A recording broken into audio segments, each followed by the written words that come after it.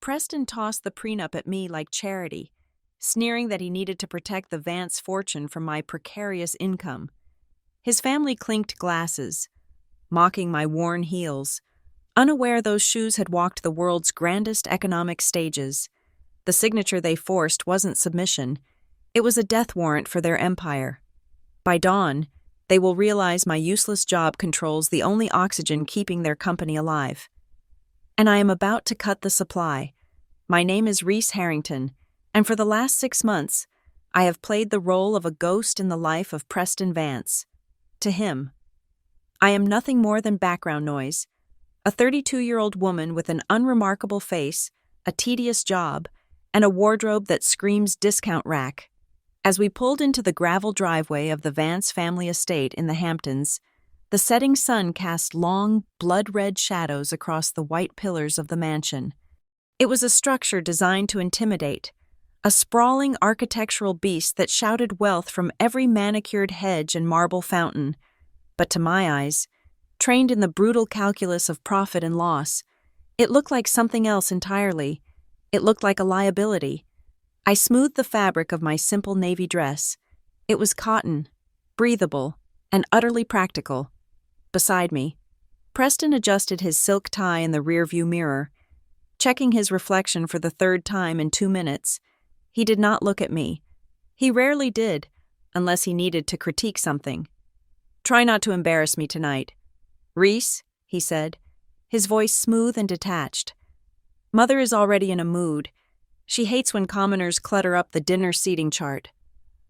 I said nothing. I simply nodded, clutching the brown paper bag in my lap. Inside was a bottle of wine. To the untrained eye, the label looked plain, almost handwritten, devoid of gold leaf or embossed crests. It was a vintage Pinot Noir from a small, private vineyard in Oregon that I had acquired 3 years ago. The vineyard produced less than 200 bottles a year, and they were never sold on the open market. Each bottle was worth roughly $4,000. Though the taste was priceless, it was a peace offering, or perhaps a test. We stepped out of the car. The air smelled of salt and money. The front doors swung open, revealing the Vance matriarch, Elena. She stood like a sentinel in a gown that cost more than the average American made in a year. Her face was a mask of surgical preservation, tight and unmoving, save for the disdain in her eyes as they landed on me. "Preston," she cooed, bypassing me completely to kiss her son on both cheeks. "You're late. The senator is already on his 2nd martini." "Traffic, mother," Preston said, finally gesturing to me with a vague wave of his hand. "You remember Reese?" Elena turned her gaze to me. It was like being scanned by a predatory bird. "Ah, yes, the typist. I work in data management, Mrs. Vance," I said softly, extending the paper bag. "Thank you for having me. I brought this for dinner." Elena took the bag with 2 fingers, as if it were soiled. She peeked inside, saw the plain label, and let out a short, sharp laugh. She handed it immediately to a passing member of the waitstaff without a second glance.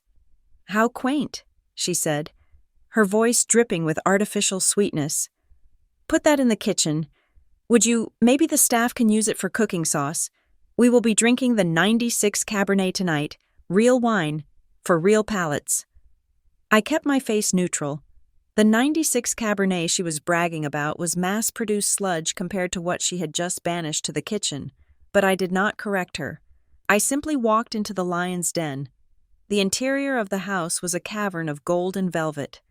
A dozen people were already milling about the drawing room, holding crystal flutes of champagne. These were the vultures Preston called friends and business partners, investors, bankers, and sycophants, clinging to the fading glory of the Vance name. Preston guided me into the room, his hand resting on the small of my back with a proprietary grip that felt more like a shackle than an embrace. He steered me toward a group of 3 men in expensive suits. I recognized one of them immediately, Arthur Sterling, a logistics magnate whose company had been bleeding money for 3 quarters. "Gentlemen," Preston announced, his chest puffing out, "I'd like you to meet my fiancé, Reese." Arthur Sterling looked me up and down, his eyes glazing over the moment he registered my lack of jewelry. "Charmed. And what do you do? Reese model actress." "Hardly," Preston interjected with a chuckle before I could speak. "Reese is a freelancer. She does data entry. You know, typing numbers into spreadsheets, organizing files, little things to keep herself busy." The men chuckled politely. The dismissal was absolute. In their eyes, I had just ceased to exist as a person and had become a piece of furniture, a freelancer, a typist, nobody. "It must be nice," Arthur said, turning his back to me to face Preston, "to have so little responsibility, no shareholders breathing down your neck." "Exactly," Preston agreed. "I tell her all the time. She doesn't know the weight of the world like we do. Speaking of weight, Arthur, have you seen the projections for the merger?"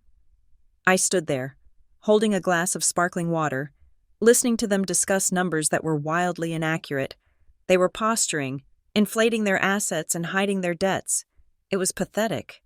If they knew that the woman standing 2 feet away, the typist, had personally denied Arthur Sterling's loan application 3 days ago through a subsidiary bank, they would have choked on their appetizers. Dinner was announced, and we moved to the long mahogany table. I was seated at the far end, sandwiched between a deaf elderly aunt and an empty chair, while Preston sat near the head of the table, next to a striking brunette woman in a red dress. This was Felicity Thorne, the daughter of the CEO of First National Bank, the bank that currently held 70% of Vance Corp's debt. The conversation inevitably turned to business. The atmosphere at the table was tense beneath the veneer of civility. Vance Corp was in trouble. Their supply lines were choked, their manufacturing costs were skyrocketing, and their technology was a decade behind. They were a dinosaur waiting for the meteor. The only way out is the Ethereos deal. Preston's father, Richard Vance, boomed from the head of the table. He cut into his steak with aggressive force. "If we can secure the licensing for their kinetic battery technology, our stock will triple overnight. We need that contract." "But getting a meeting with them is impossible," Arthur Sterling complained. "I've been trying to reach their procurement division for months. Their leadership is a ghost." "It's not just a ghost," Preston sneered, taking a sip of wine. "The CEO of Aetherios Dynamics is a complete lunatic, a recluse, probably some socially awkward nerd who got lucky with a patent and now thinks he's God. I've heard rumors he doesn't even leave his bunker." "Arrogant," Elena chimed in. "That's what it is. New money arrogance. They have no breeding, no class. They hold these patents hostage just to watch established families like ours squirm." I sliced a piece of carrot on my plate.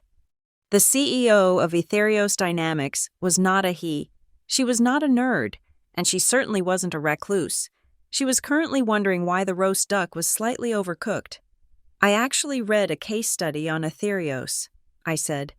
My voice was quiet, but in a momentary lull in conversation, it carried down the table. Heads turned. Preston looked at me with a mix of annoyance and panic, as if his dog had just started barking at the opera. "Excuse me?" Richard Vance asked, squinting at me. "Aetherios," I repeated, keeping my tone mild. "Their logistics model isn't based on hoarding patents. It is based on efficiency. The bottleneck isn't their unwillingness to sell. It is the buyer's inability to integrate the tech. If Vance Corp shifted its distribution hubs from the East Coast to a central automated hub in the Midwest, you would reduce overhead by 15%. That would meet the Aetherios compliance standards for a partnership." Silence hung over the table for 3 seconds. It was a brilliant, concise solution. It was the exact reason I had rejected their proposal last week. Their logistics were a mess. Then, Richard Vance laughed. It was a dry, condescending sound.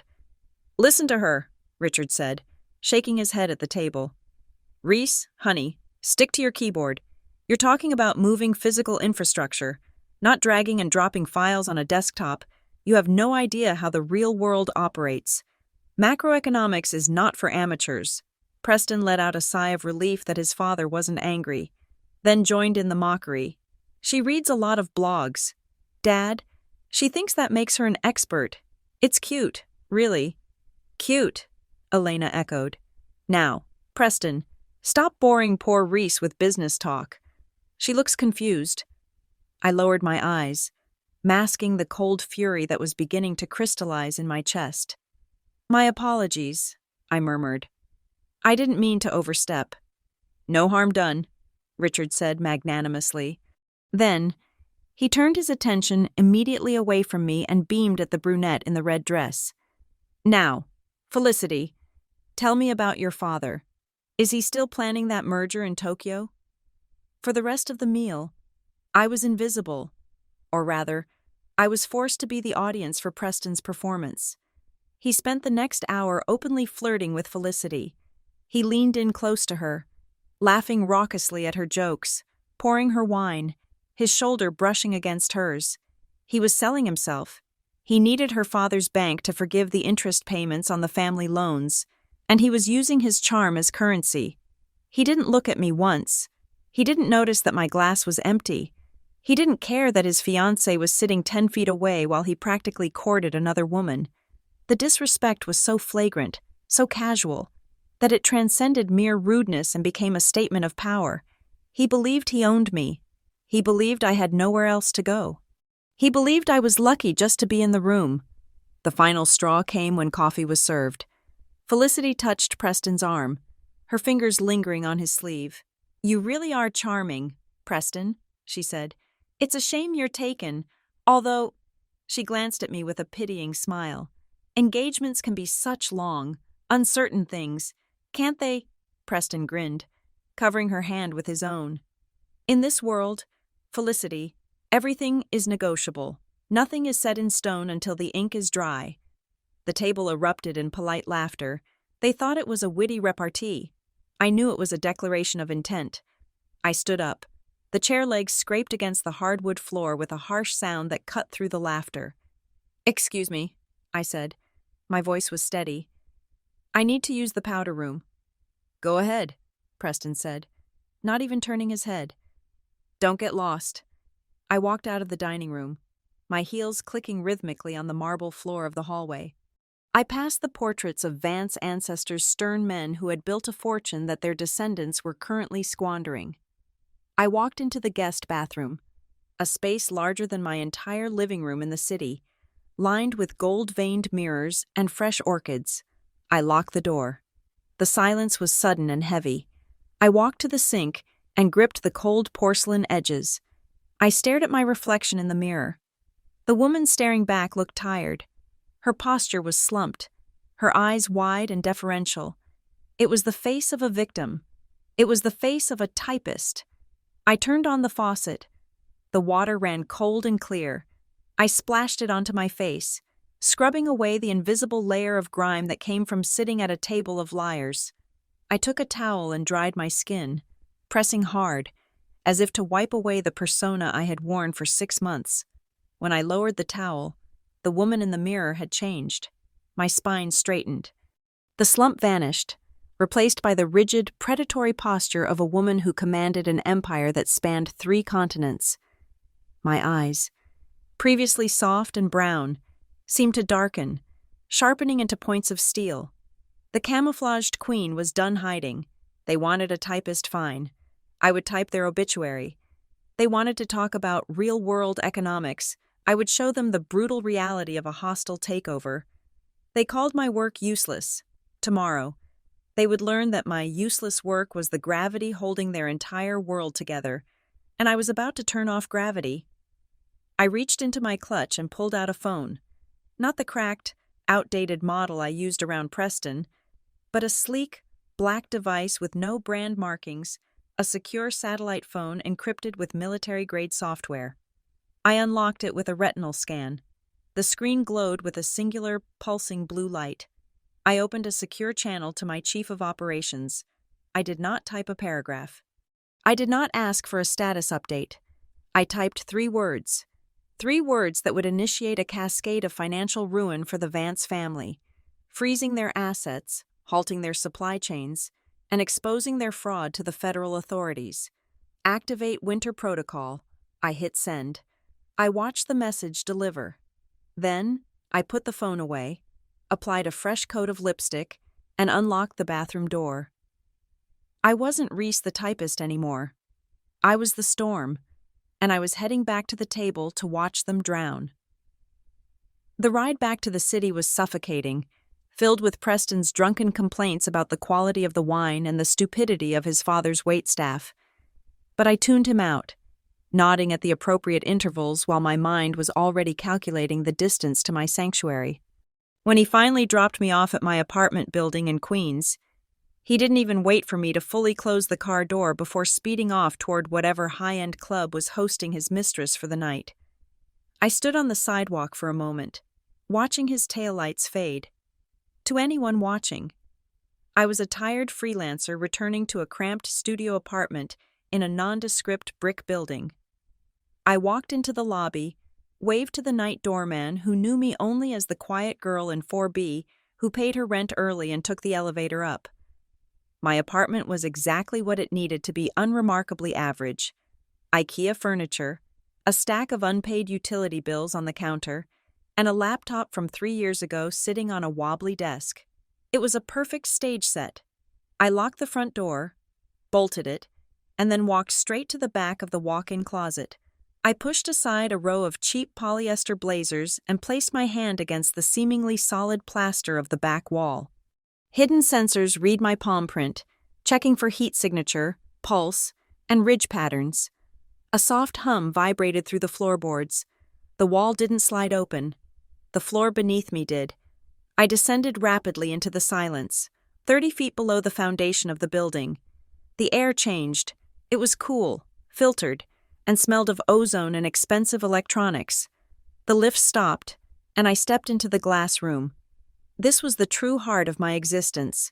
It was a command center that rivaled the Pentagon, a circular space dominated by walls of curved glass monitors displaying real-time data streams from every corner of the globe. This was Aetherios Dynamics. The world thought we were just a logistics firm or a patent holder. In reality, we were the nervous system of the modern economy. We owned the algorithms that routed 90% of the autonomous trucking fleets in North America. We held the proprietary encryption keys for the energy grids of 3 G7 nations. And most pertinently, for tonight, we owned the shipping containers currently holding $40 million worth of raw materials that Vance Corp desperately needed to manufacture their batteries. "Welcome back, Reese," a voice echoed from the speakers. It was Marcus, my chief operating officer. He wasn't in the room. He was in our Zurich headquarters, appearing now as a life-sized high-definition projection on the main glass wall. He looked tired, his tie loosened, a tablet in his hand. "How was the dinner? Did you enjoy the 96 Cabernet?" "It tasted like vinegar and pretension," I said, kicking off my worn heels and walking barefoot across the polished concrete floor. I threw my clutch onto a sleek glass table and approached the main console. "Status report. Marcus, tell me everything about the Vance accounts that they didn't mention over roast duck." Marcus swiped a finger across his tablet, and the main screen in front of me shifted. A complex web of financial data materialized, glowing in stark red and clinical white. "It is worse than we projected," Marcus said, his tone clinical. "Vance Corp is technically insolvent. They have been cooking the books for 18 months to keep their credit rating afloat. See this variance here?" He pointed to a jagged red line plummeting on a graph. "That represents their liquidity. They are operating on a day-to-day cash flow. If they miss a single shipment cycle, they default on their primary loans with First National." I studied the numbers. It was a house of cards held together by arrogance. "And the embezzlement?" "Rampant," Marcus replied. "Richard Vance has been siphoning corporate funds to offshore shell companies in the Caymans to pay for his gambling debts.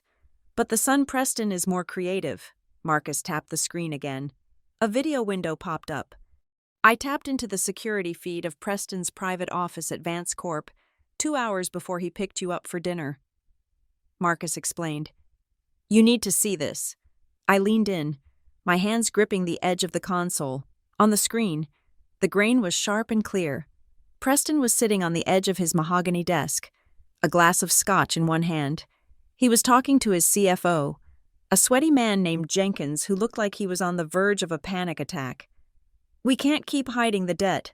Preston," Jenkins was saying on the recording, his voice shaking. "If the audit happens before the merger, we go to jail. We need a scapegoat." Preston laughed, taking a slow sip of his drink. "Relax, Jenkins. I have it handled. Why do you think I'm marrying the typist?" I felt a cold chill radiate from my core, but I didn't look away. "Reese," Jenkins asked, "what does she have to do with this? She has a pristine credit score and zero assets," Preston explained, a cruel smirk playing on his lips. "And she's dumb as a rock when it comes to finance. I've already set up 3 holding companies in her name. Once we sign the prenup, which makes her liable for shared marital business ventures, I'm going to transfer the toxic debt into those entities. When the bubble bursts, the feds will look at the paper trail, and it will lead straight to Reese Harrington, the sole proprietor of the failing subsidiaries. I'll claim ignorance, say I was blinded by love and trusted my wife with the books." "Jesus, Preston," Jenkins whispered. She'll go to federal prison for 20 years. "Better her than me," Preston said, shrugging. "She's useless anyway. At least this way she serves a purpose. She's my golden parachute." The video ended. The room was silent, save for the hum of the servers cooling the terabytes of data flowing through the walls. I stood perfectly still. The anger wasn't hot. It was absolute zero. It was the kind of cold that burns. He wasn't just using me for money or social cover. He was planning to frame me. He was going to trade my life, my freedom, for his continued comfort.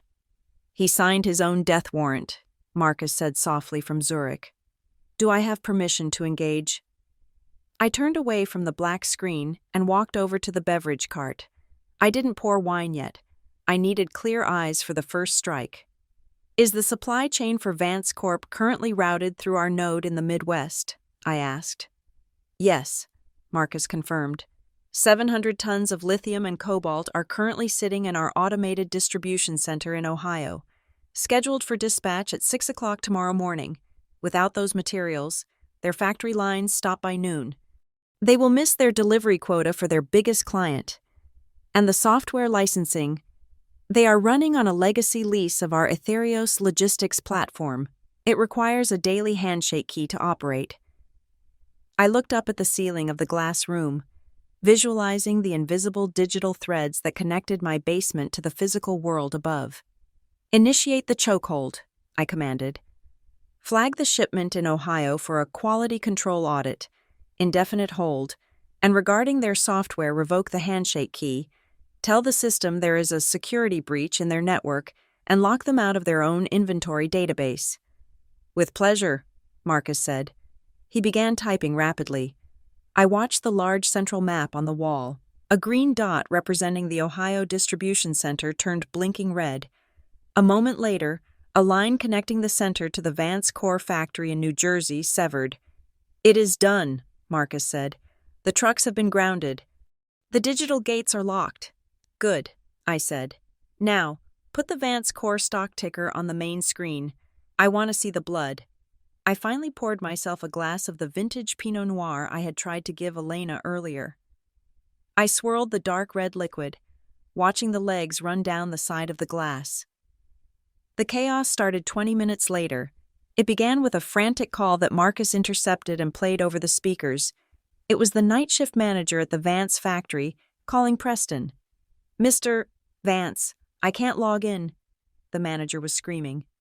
"The system says access denied, and the trucks from Ohio just canceled. We have 0 raw material on the floor. The line is dead." I took a sip of wine. The taste was exquisite, earthy, complex, and rich. On the screen, the after-hours trading monitors were beginning to pick up the chatter. Algorithms, sensing the sudden halt in Vance Corp's digital heartbeat, began to react. The stock price, which had closed at $42 a share, ticked down, $41.50, $40. "Preston is trying to call the Ethereos support line," Marcus noted, a hint of amusement in his voice. "He is currently on hold with an automated bot that I programmed to loop the same jazz song for eternity. Let him listen," I said calmly. He likes the sound of his own voice. Maybe he will enjoy the silence of ours. I watched as another alert popped up on the screen. The news was spreading. A logistics blog had just tweeted unconfirmed reports of massive supply chain failure at Vance Corp. Production halted. $38. The phone lines at the Vance mansion in the Hamptons would be ringing off the hook right about now. Elena would be waking up from her beauty sleep. Richard would be throwing his whiskey glass at the wall, and Preston would be sobering up very, very quickly. I walked closer to the screen, watching the red line on the graph dip lower and lower. It was beautiful. It was a masterpiece of destruction, painted not with bombs or bullets, but with zeros and ones. "Marcus," I said, my eyes fixed on the plummeting numbers. "Draft a press release from Aetherios Dynamics. Do not release it yet. Just have it ready." "What should it say?" "Say that Aetherios Dynamics is concerned about the financial irregularities and operational instability of its partners. Say that we are considering a hostile acquisition to stabilize the market. Keep it vague. Keep it threatening." "Understood," Marcus replied. "The market will smell blood in the water." "They are sharks, Marcus," I said, raising my glass to the screen where Preston's face from the surveillance video was frozen in that arrogant smirk. "I am just chumming the water." I sat down in the leather command chair, the wine glass cool in my hand. The room hummed with power. Up above, in the real world, the Vance family was running around their mansion, screaming at their phones, blaming their staff, blaming the economy, blaming everything but their own incompetence. They had no idea that the typist they had mocked 3 hours ago was currently sitting in a bathrobe, holding their entire future in the palm of her hand and slowly closing her fist. The stock hit $35. "Show me the internal comms from the Vance executive team," I ordered. A new window opened. Emails and instant messages were flying back and forth between Preston, his father, and Jenkins. "Richard Vance. What the hell is going on? Why are the trucks stopped?" "Preston Vance. I don't know. The system locked us out. I can't get Aetherios on the phone, Jenkins. If we don't restart production by morning, the Asian contract is void. We'll be bankrupt by Friday." "Preston Vance. Fix it, just fix it." I laughed. It was a genuine, dark laugh that echoed off the glass walls. "He thinks it is a glitch," I whispered to the empty room. "He thinks it is a computer error." I took another sip of wine, savoring the finish. "Marcus," I said, "send a notification to Preston's personal email. Spoof the sender so it looks like a system error message from their internal server. Content. Simple," I said. "Just write user permissions revoked. Administrator access required." I watched as the message was sent. Seconds later, I saw Preston's reply in the intercepted log, a string of profanities typed in all caps. The game had officially begun. They were the puppets, dancing on strings of data that I controlled, and I was just getting started. I settled deeper into the chair, watching the financial ruin of the Vance dynasty unfold in high definition, knowing that tomorrow I would have to wake up, put on my cheap shoes, and play the terrified fiancé one last time. But for tonight, here in the glass room, I was the executioner. And the guillotine was falling beautifully. The apartment door slammed open with enough force to rattle the framed prints on the wall. It was 3 o'clock in the morning. I was sitting on the sofa, my legs tucked underneath me, my laptop balancing on my knees. To the casual observer, I looked like an anxious girlfriend waiting up for her wayward partner. In reality, I was in the middle of a complex negotiation with a distressed asset firm in Hong Kong, instructing them to purchase another 12% of Vance Corp's outstanding high-risk loans. Preston stumbled into the room. He looked wrecked. His tie was undone, hanging loosely around his neck like a noose, and his shirt was stained with what looked like red wine, or perhaps salsa. The stench of stale scotch and nervous sweat rolled off him in waves. He didn't look at me at first. He kicked off his shoes, sending one flying into the wall, leaving a scuff mark on the paint.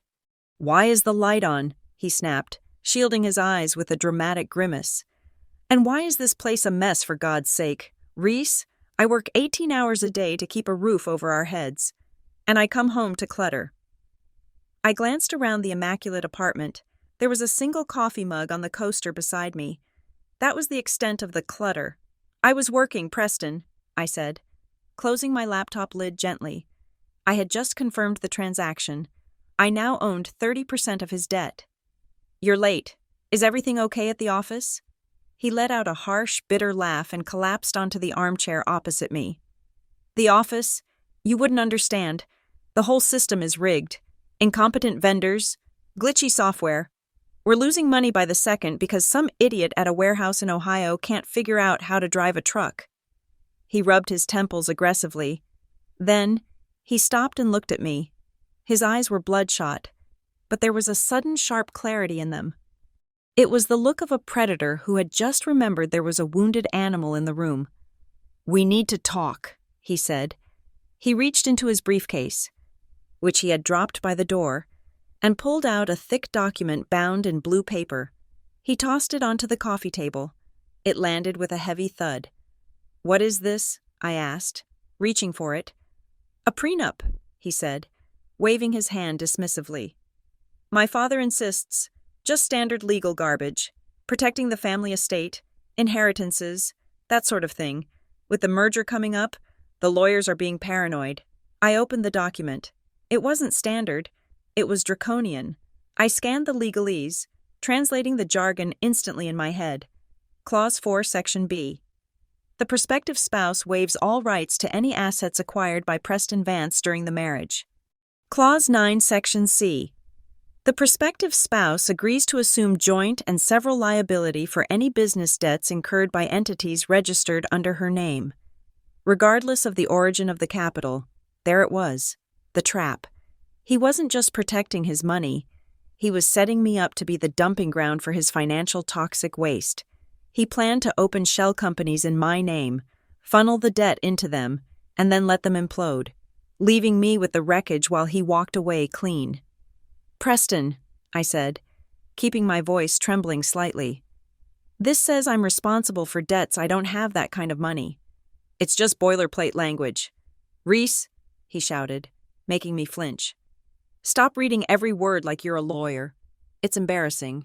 It just means we're partners. Unless you don't trust me, is that it? After everything I've done for you, I picked you up from your sad little life. I'm giving you a ticket to the Hamptons, and you're going to argue about paperwork. I just want to read it, I whispered. We don't have time for you to sound out the big words, he snarled. My parents are waiting. We're going to the firm first thing in the morning. Have it signed by then. Or don't bother coming to the wedding.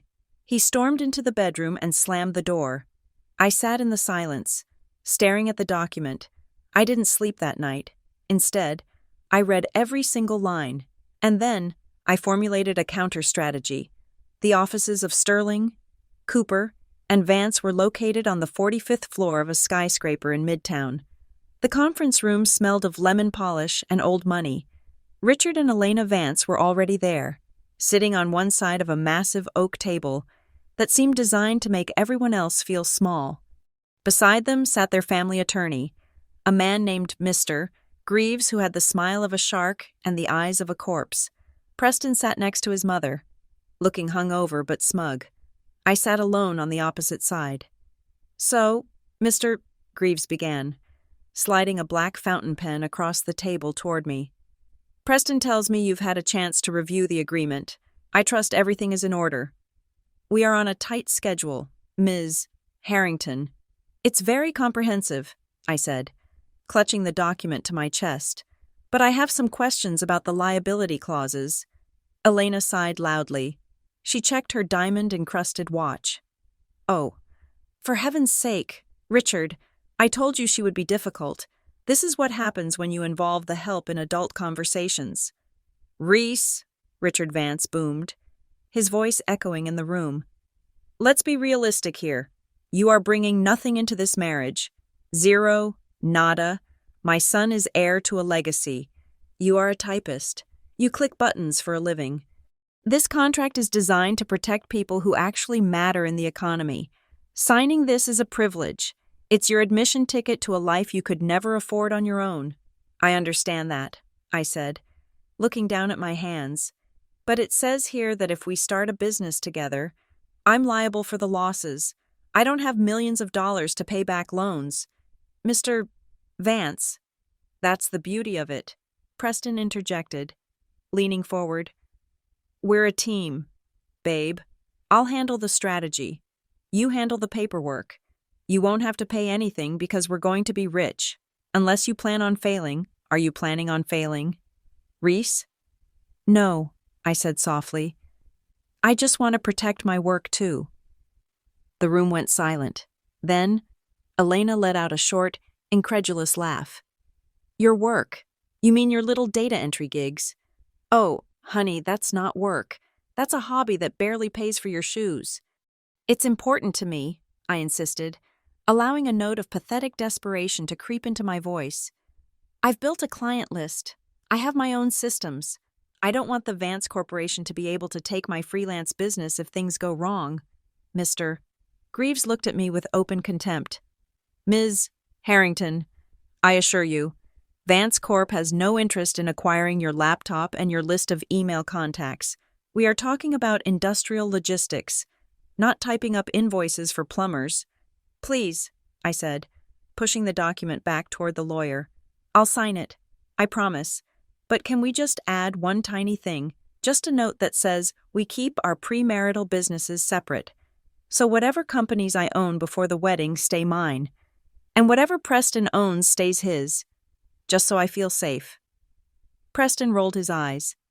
Jesus, you are so petty. Fine, if it shuts you up. Write it in. Who cares about your $100 a week hustle? Richard waved his hand impatiently. Let her have her crumbs. Write the damn clause. We have a brunch at the club at 11. Mr. Greaves looked annoyed but pulled the document back. He didn't even bother to type it up and reprint it. He viewed me as so insignificant that a handwritten amendment was deemed sufficient.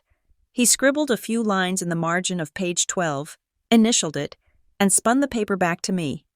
There, Greaves sneered. Party A and Party B shall retain sole and exclusive ownership of any and all business entities, corporations, or holding companies registered in their respective names prior to the date of marriage, and such assets shall not be considered marital property subject to division or claim by the other spouse. He looked at me over his spectacles. Is that satisfactory, Ms. Tycoon? Yes, I said. Thank you. My heart wasn't racing.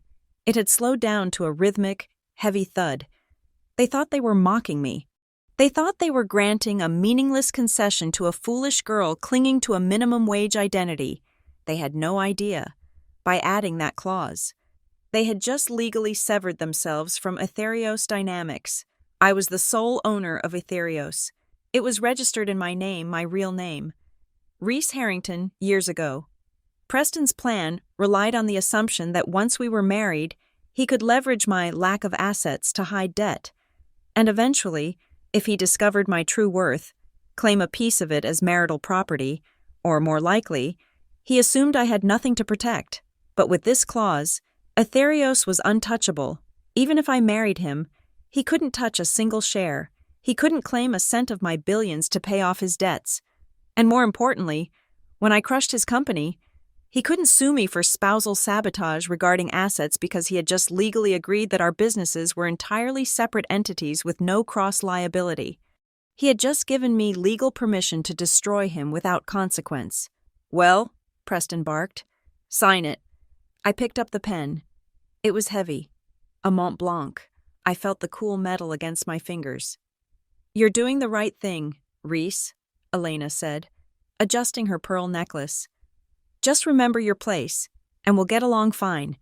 We might even find you a better job. Maybe as a receptionist at the firm. You'd look decent behind a desk if you wore better makeup. Thank you. Elena, I said. You're too kind. I lowered the pen to the paper. The ink flowed smoothly, black and permanent. I signed my name, Reese Harrington. It wasn't a submission. It was a seal on their sarcophagus. Done, I said, capping the pen and sliding the document across the table to Mr. Greaves. Preston snatched the paper up, checking the signature as if he expected me to have spelled it wrong. He grinned. A predatory, ugly smile. Great. Now that's settled. I have to go to the office. The supply chain issue is still a nightmare, and I have to fire some people to cut costs. You can take a cab home, right? Of course, I said. And Reese, Richard Vance added as he stood up, buttoning his jacket, don't mention this meeting to anyone. We don't want rumors spreading that we had to strong-arm you. It looks bad for the brand. My lips are sealed, I said. They filed out of the room, leaving me alone with the paralegal who was gathering the copies. They walked with the swagger of people who thought they had just won a great victory. They thought they had secured a scapegoat. They thought they had locked down the family fortune. I stood up and walked to the floor-to-ceiling window. New York City sprawled out below me, a grid of steel and ambition. Somewhere out there, in the digital ether, the algorithms of Ethereos Dynamics were already tightening the noose around Vance Corp. I checked my watch. It was 10 o'clock in the morning. I pulled out my secure phone. I had a message from Marcus. Subject Asset Verification Message. The handwritten amendment has been filed with our legal team in Zurich. It is ironclad. You are completely insulated from Vance Corp's insolvency. Shall we proceed to Phase 2? I typed a single letter Y. I turned back to the empty conference room. I looked at the chair where Preston had sat, laughing at my useless job. You should have read the case study. Preston, I whispered to the empty air. Ethereos doesn't negotiate with terrorists, and we certainly don't share our toys. I picked up my bag. I didn't take a cab home. I walked 3 blocks to a private parking garage where a black sedan with tinted windows was waiting. The driver opened the door. Where to? Ms. Harrington, he asked. Take me to the salon, I said, leaning back into the leather seat. I have a gala to attend tonight, and I need to look like the owner of the company, not the typist. Tonight was the Vance Corp annual gala. It was supposed to be the night they announced their recovery. Instead, it was going to be the night they met the real Reese Harrington.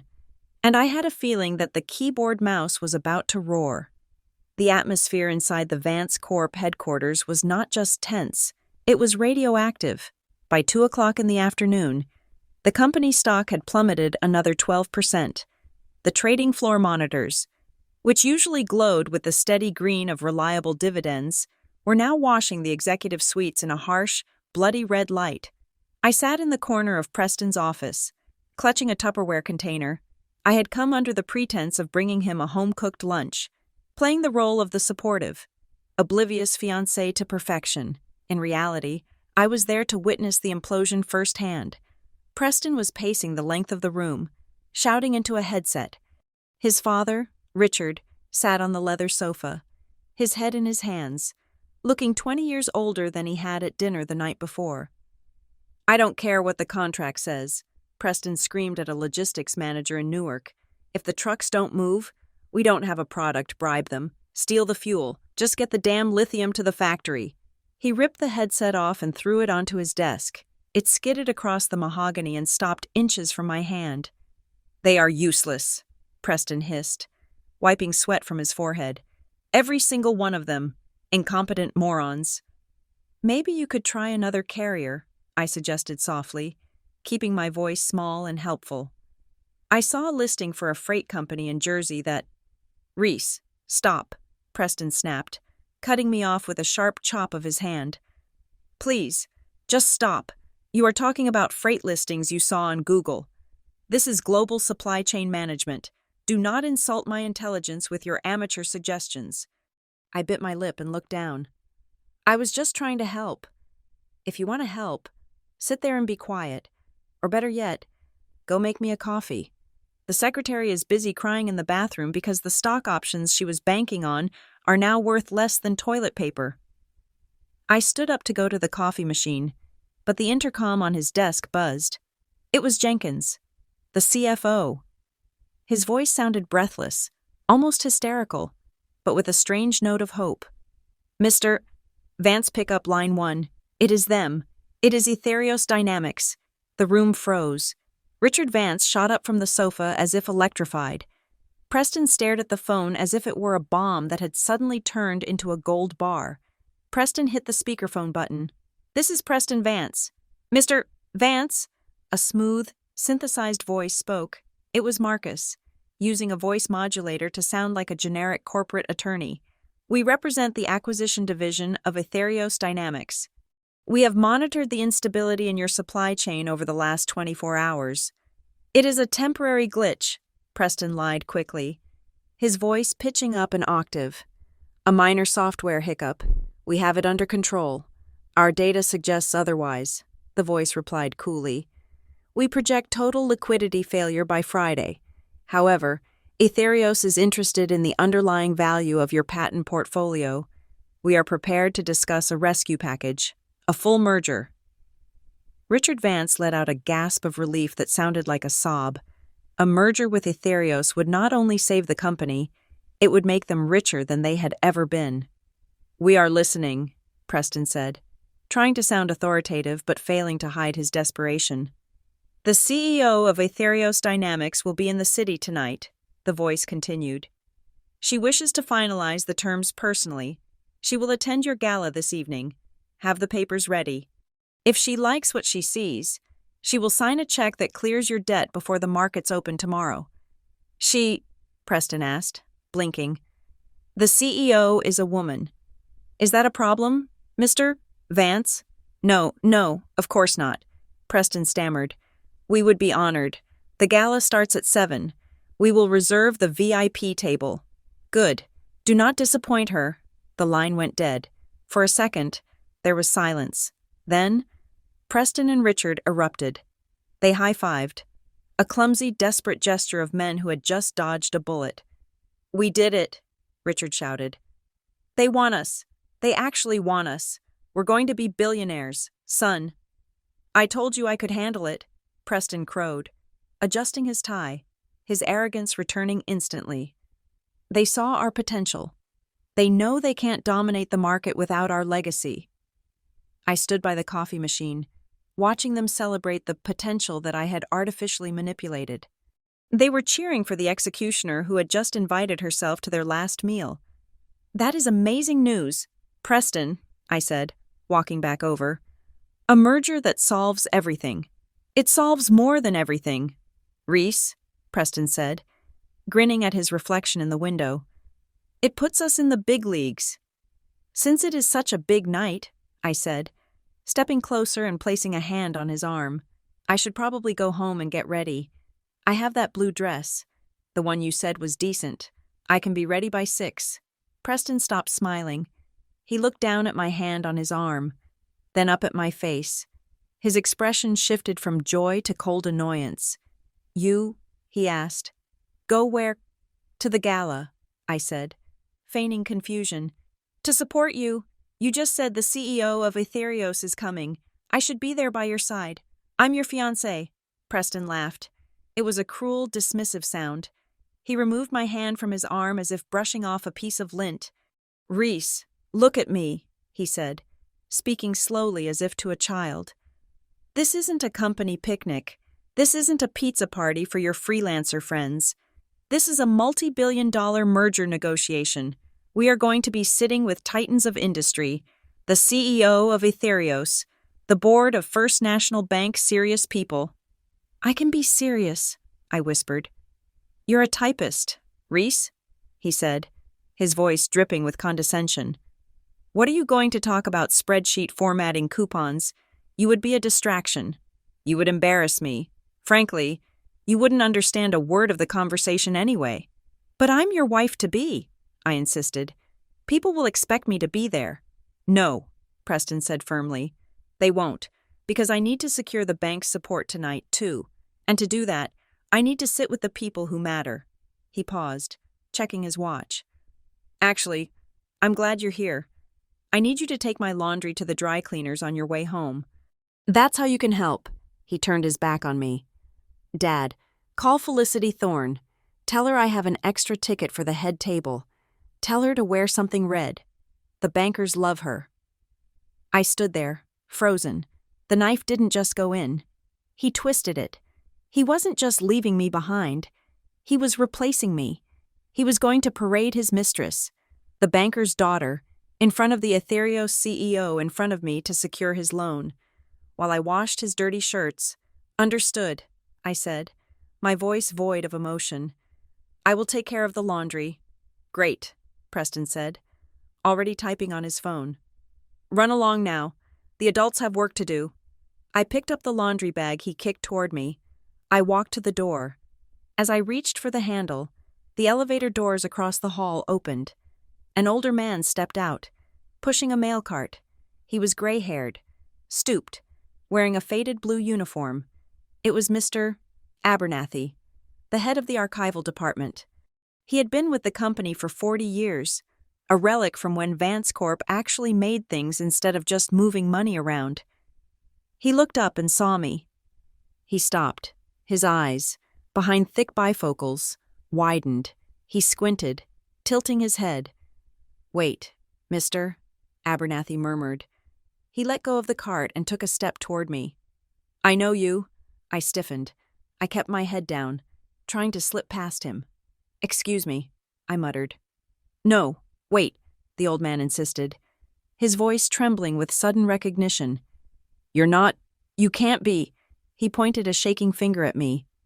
10 years ago, I archived the magazine, Wired, the 30 under 30 issue, the girl who wrote the code for the first quantum logistics node.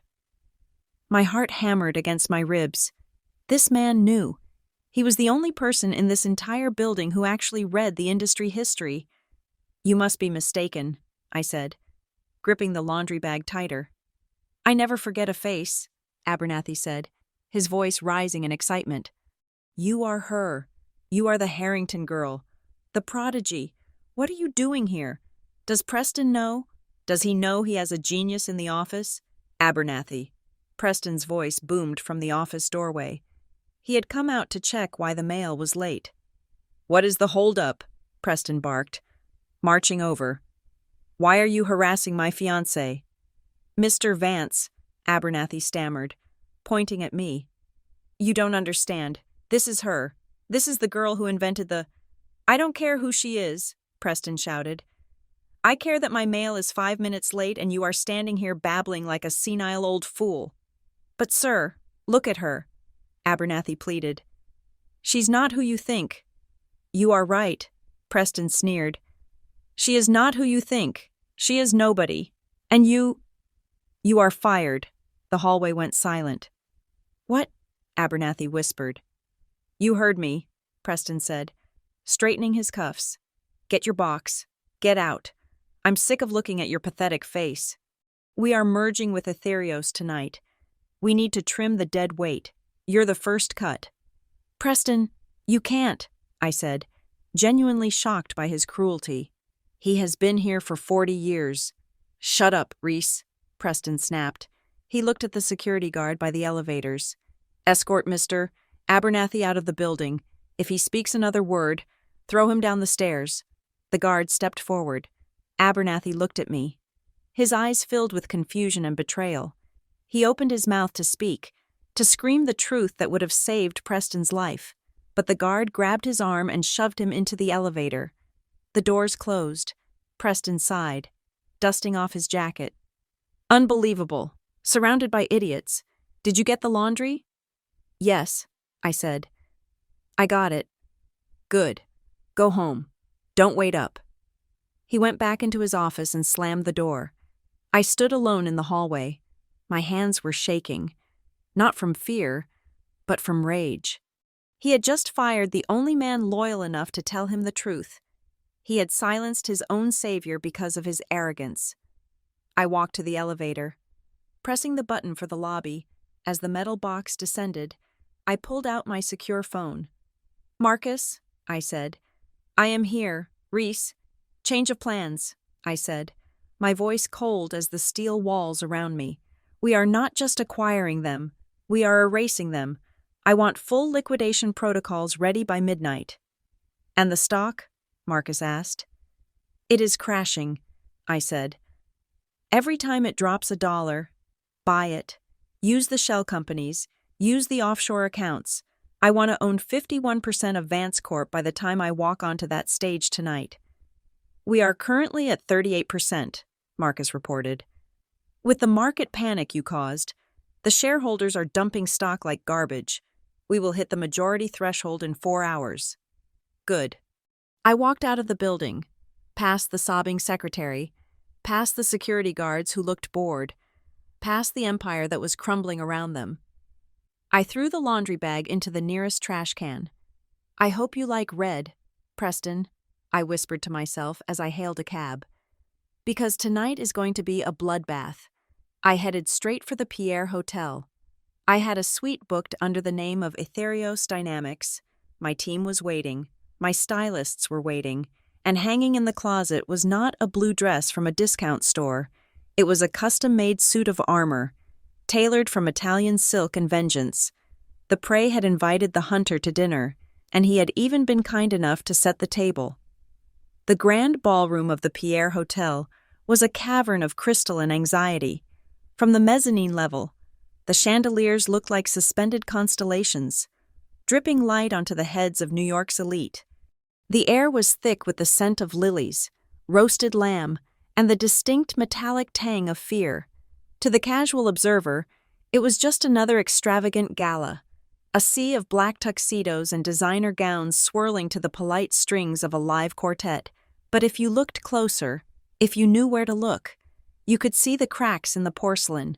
30 floors below me, the Vance family was fighting for their lives. I was not at home in Queens, weeping over a pile of dirty laundry. I was not scrubbing stains out of Preston's shirts or wondering why my fiancé was ashamed of me. I was standing in the center of the presidential suite, standing perfectly still while 3 people worked on me with the precision of diamond cutters. "Chin up, please, Ms. Harrington," Henri murmured, brushing a dusting of translucent powder across my jawline. Henri was not a local hire. I had flown him in from Paris that afternoon. He was the kind of makeup artist who didn't just paint faces. He constructed personas. "The eyes need to be sharper," I said, looking at my reflection in the lighted vanity mirror. "I don't want to look pretty. Henri, I want to look dangerous." "Understood," Henri whispered. He switched brushes. "We will go with the graphite liner, smoked out, but architectural, lethal." I watched the transformation happen in real time. The pale, tired skin of Reese the typist was gone, replaced by a luminous, poreless matte finish. The soft, apologetic curve of my lips was redefined with a deep, blood-red stain that looked like a warning label. My hair, usually pulled back in a messy, frizzy bun, had been straightened and slicked back into a severe, high-gloss chignon that exposed the sharp angles of my face. "The suit is ready," a voice called from the dressing room. It was frantic downstairs. I knew this because I had a live feed of the ballroom playing on the 60-inch television mounted on the wall of the suite. The camera was hidden in a floral arrangement on the head table. I watched Preston Vance working the room. He looked manic. His smile was too wide, his laughter too loud. He was gripping the elbow of a silver-haired investor, practically begging him to stay for the keynote speech. "Everything is under control, Jim," I heard Preston lie through the television speakers. "The supply chain issue is resolved. It was just a vendor dispute. We are actually announcing a massive partnership tonight. You won't want to miss it." The investor looked skeptical, pulling his arm away. "I heard you defaulted on the shipment from Ohio. Preston, my analysts are saying you're insolvent." "Analysts don't know the big picture," Preston insisted, sweat glistening on his upper lip. "Just wait. In an hour, you will be begging to buy more stock."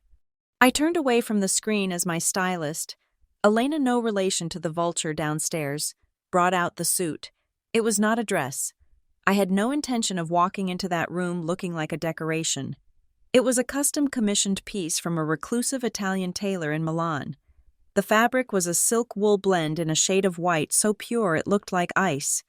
The jacket was structured with sharp, exaggerated shoulders that gave me the silhouette of a raptor. The trousers were wide-legged and fluid, moving like liquid smoke when I walked.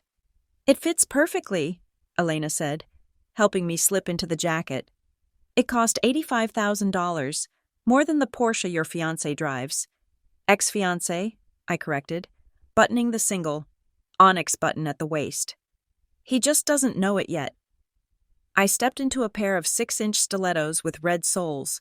I felt the height elevate me, not just physically, but psychologically. The mouse was dead. The lioness had arrived.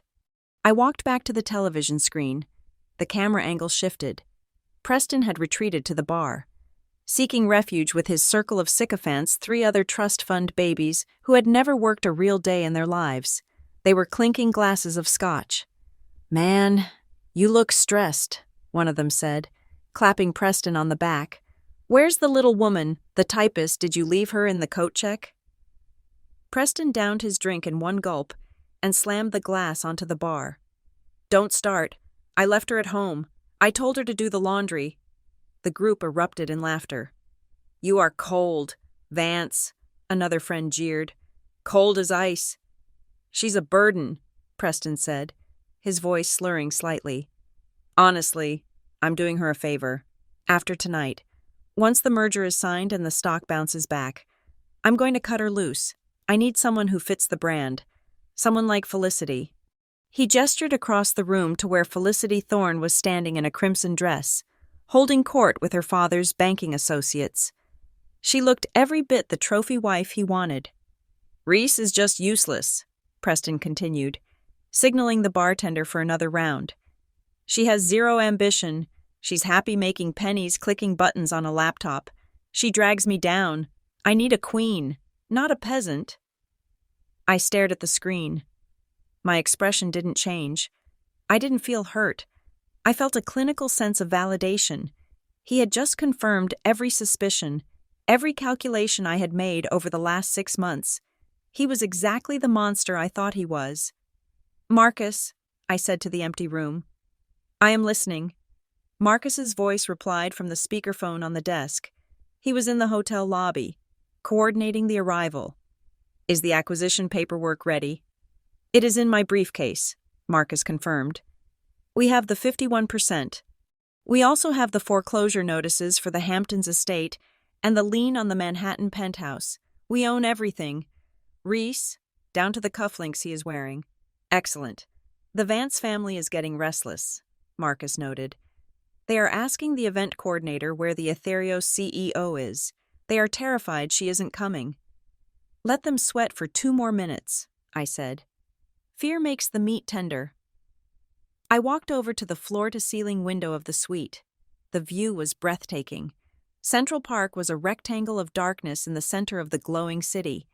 I looked down at the streets, at the tiny yellow dots of taxicabs moving through the arteries of New York. From this height, the world looked like a circuit board, a logical grid of energy and motion. This was my world. I had built Ethereos dynamics from a dorm room code into a global leviathan. I had done it while men like Preston Vance were partying on their father's yachts. They called my job useless because they didn't understand it. They saw a woman on a laptop and assumed she was a secretary. They didn't realize that in the 21st century, the person on the laptop was the one pulling the trigger. "Ms. Harrington," Henri said softly, "you are ready." I turned around. I caught my reflection in the glass of the window. I looked formidable. I looked like money. I looked like the end of the world. "Marcus," I said into the phone. "Go in. Make the announcement." I watched the screen again. The ballroom doors opened, and Marcus walked in. He was not wearing his usual casual tech attire. He was in a tuxedo, flanked by 4 security guards who looked like they were carved out of granite. The room fell silent. The music stopped. Preston straightened up, wiping his mouth. He elbowed his father. "That's them. That's the Ethereos team." The Vances rushed forward, their faces arranged in masks of obsequious welcome. "Welcome, welcome," Richard Vance boomed, extending a hand to Marcus. "We are so honored, but where is the CEO?" Marcus didn't shake Richard's hand. He stood near the microphone at the podium. He looked at his watch. "Ladies and gentlemen," Marcus said, his voice amplified across the silent ballroom. "Distinguished guests, shareholders, thank you for your patience." The room held its breath. "The CEO of Ethereos Dynamics apologizes for the delay," Marcus continued. She was reviewing the final due diligence on the Vance Corporation assets. She wanted to ensure that she knew exactly what she was buying. Preston laughed nervously. She will. Tell her we are an open book. We have nothing to hide. She knows, Marcus said, looking directly at Preston with a cold smile. She knows everything. A ripple of unease went through the crowd. The CEO will be joining us in exactly 5 minutes, Marcus announced. Please, clear the center aisle. She prefers a direct path to the stage. The tension in the room spiked. It was palpable even through the screen. People began to shuffle back, creating a wide lane from the double doors to the stage. The Vances stood at the front, trembling slightly. Elena Vance was smoothing her dress frantically. Preston was checking his reflection in a spoon. Up in the suite, I walked to the door. 2 of my own personal security detail were waiting in the hallway. Are we clear? I asked. The elevator is held for you, ma'am, the lead guard said. Straight shot to the ballroom. I walked back to the table and picked up a glass of champagne. It was a vintage Dom Perignon, crisp and cold. I took a single sip. You called me a peasant. Preston, I whispered, the bubbles fizzing on my tongue. You wanted a queen. Be careful what you wish for. I set the glass down. I checked the time. Showtime. I walked out of the suite, my heels clicking on the marble floor like the ticking of a bomb. The elevator doors slid open, and I stepped inside. As the numbers began to descend 30, 29, 28, I felt a calm settle over me. This wasn't just revenge. It was a hostile takeover of a life that had tried to erase me. The doors were about to open on the ground floor. The typist was gone. The executioner was here, and she was wearing white. The heavy mahogany doors of the grand ballroom did not just open. They parted with a slow ceremonial gravity. Pushed from the outside by unseen hands, the hush that fell over the room was instant and absolute. 300 conversations died in a single second. The string quartet, sensing the shift in atmospheric pressure, trailed off into an awkward silence, their bows hovering uncertainly over their instruments. A single spotlight, bright and white as an interrogator's lamp, cut through the dim ambient gold of the room and hit the doorway. The guests were craning their necks. They were expecting a 60-year-old industrialist. They were expecting a man with gray hair and a thick midsection, perhaps leaning on a cane or flanked by a team of nervous assistants. They were expecting the stereotype of power they had been fed for decades. Instead, they got me. I stepped into the light. The click of my heels on the marble threshold was sharp, singular, and deafening in the silence. I paused. I let the image burn into their retinas. The white silk suit glowed under the spotlight. A beacon of icy purity in a room filled with black tuxedos and dark evening gowns. The wide-legged trousers flowed around my legs like liquid marble. The structured shoulders of the jacket gave me a silhouette that was not soft, not yielding, but architectural. My hair was pulled back so tight it pulled my features into a mask of severe, untouchable beauty. My lips were a slash of crimson war paint. I did not smile. I did not wave. I simply looked out at the sea of faces, my eyes scanning the room with the detached precision of a predator selecting its path through the herd. Then, I began to walk. It was a long walk from the doors to the stage. I moved with a cadence I had practiced in my mind for 1,000 nights. It was not the hurried scuttle of the typist trying not to be in the way. It was the stride of a woman who owned the floorboards beneath her feet. The crowd parted. It was instinctual. They didn't know who I was yet. Most of them only saw a striking woman in a suit that cost more than their cars, but they recognized the aura. It was the pheromone of absolute authority. Men in $5,000 tuxedos stepped back, pulling their wives with them, creating a wide, clear avenue for me to pass. I kept my chin high, my gaze fixed on the podium at the far end of the room. I saw faces I recognized. There was the banker who had denied my first business loan 7 years ago. He was staring at me, his mouth slightly open, a flicker of confused recognition battling with the impossibility of the context. There was the socialite who had once spilled a drink on me at a charity event and laughed. She was now looking at my outfit with naked, hungry envy. And then, there was the head table. Time seemed to warp, stretching out into a slow-motion reel. I saw them before they truly saw me. Preston was standing with a glass of scotch halfway to his mouth. He was mid-laugh, his head thrown back, his teeth bared in a grin of triumphant arrogance. He was likely telling a joke about the poor service or bragging about the imminent influx of cash. As I drew closer, the laugh died in his throat. It didn't fade. It was strangled. His eyes locked onto me. First, there was confusion. He blinked. Once, twice. His brain was trying to process the data. But the file was corrupted. He saw Reese, the woman he had left doing laundry 3 hours ago. But he also saw a stranger, a titan in white silk, who walked like she was coming to burn the city down. The cognitive dissonance was physically painful to watch. His brow furrowed. His grin collapsed into a slack-jawed gape. The glass of scotch in his hand tilted. He didn't notice. The amber liquid spilled over the rim, cascading in a slow, sticky stream onto his polished shoe. He didn't flinch. He was paralyzed. Beside him, Elena Vance was squinting. Her face contorted in a mixture of confusion and instinctive snobbery. She leaned forward, clutching her pearl necklace as if it were a rosary. I could read her lips perfectly from 20 feet away. "Is that the help?" she whispered to Richard. "What is she doing here? She's wearing white. Who wears white to a black-tie gala?" Richard Vance was not looking at my clothes. He was looking at the way the crowd had parted. He was a businessman, and he knew that crowds only parted like that for two things, royalty and threats. He looked pale. "Where is security?" Elena hissed, her voice rising slightly, cutting through the silence. "Preston, do something. She is going to embarrass us. She must be drunk." I passed them. I was close enough to smell Preston's cologne, the same expensive, musky scent he had worn the day he told me I was nothing. I was close enough to reach out and touch him, but I didn't. I didn't even turn my head.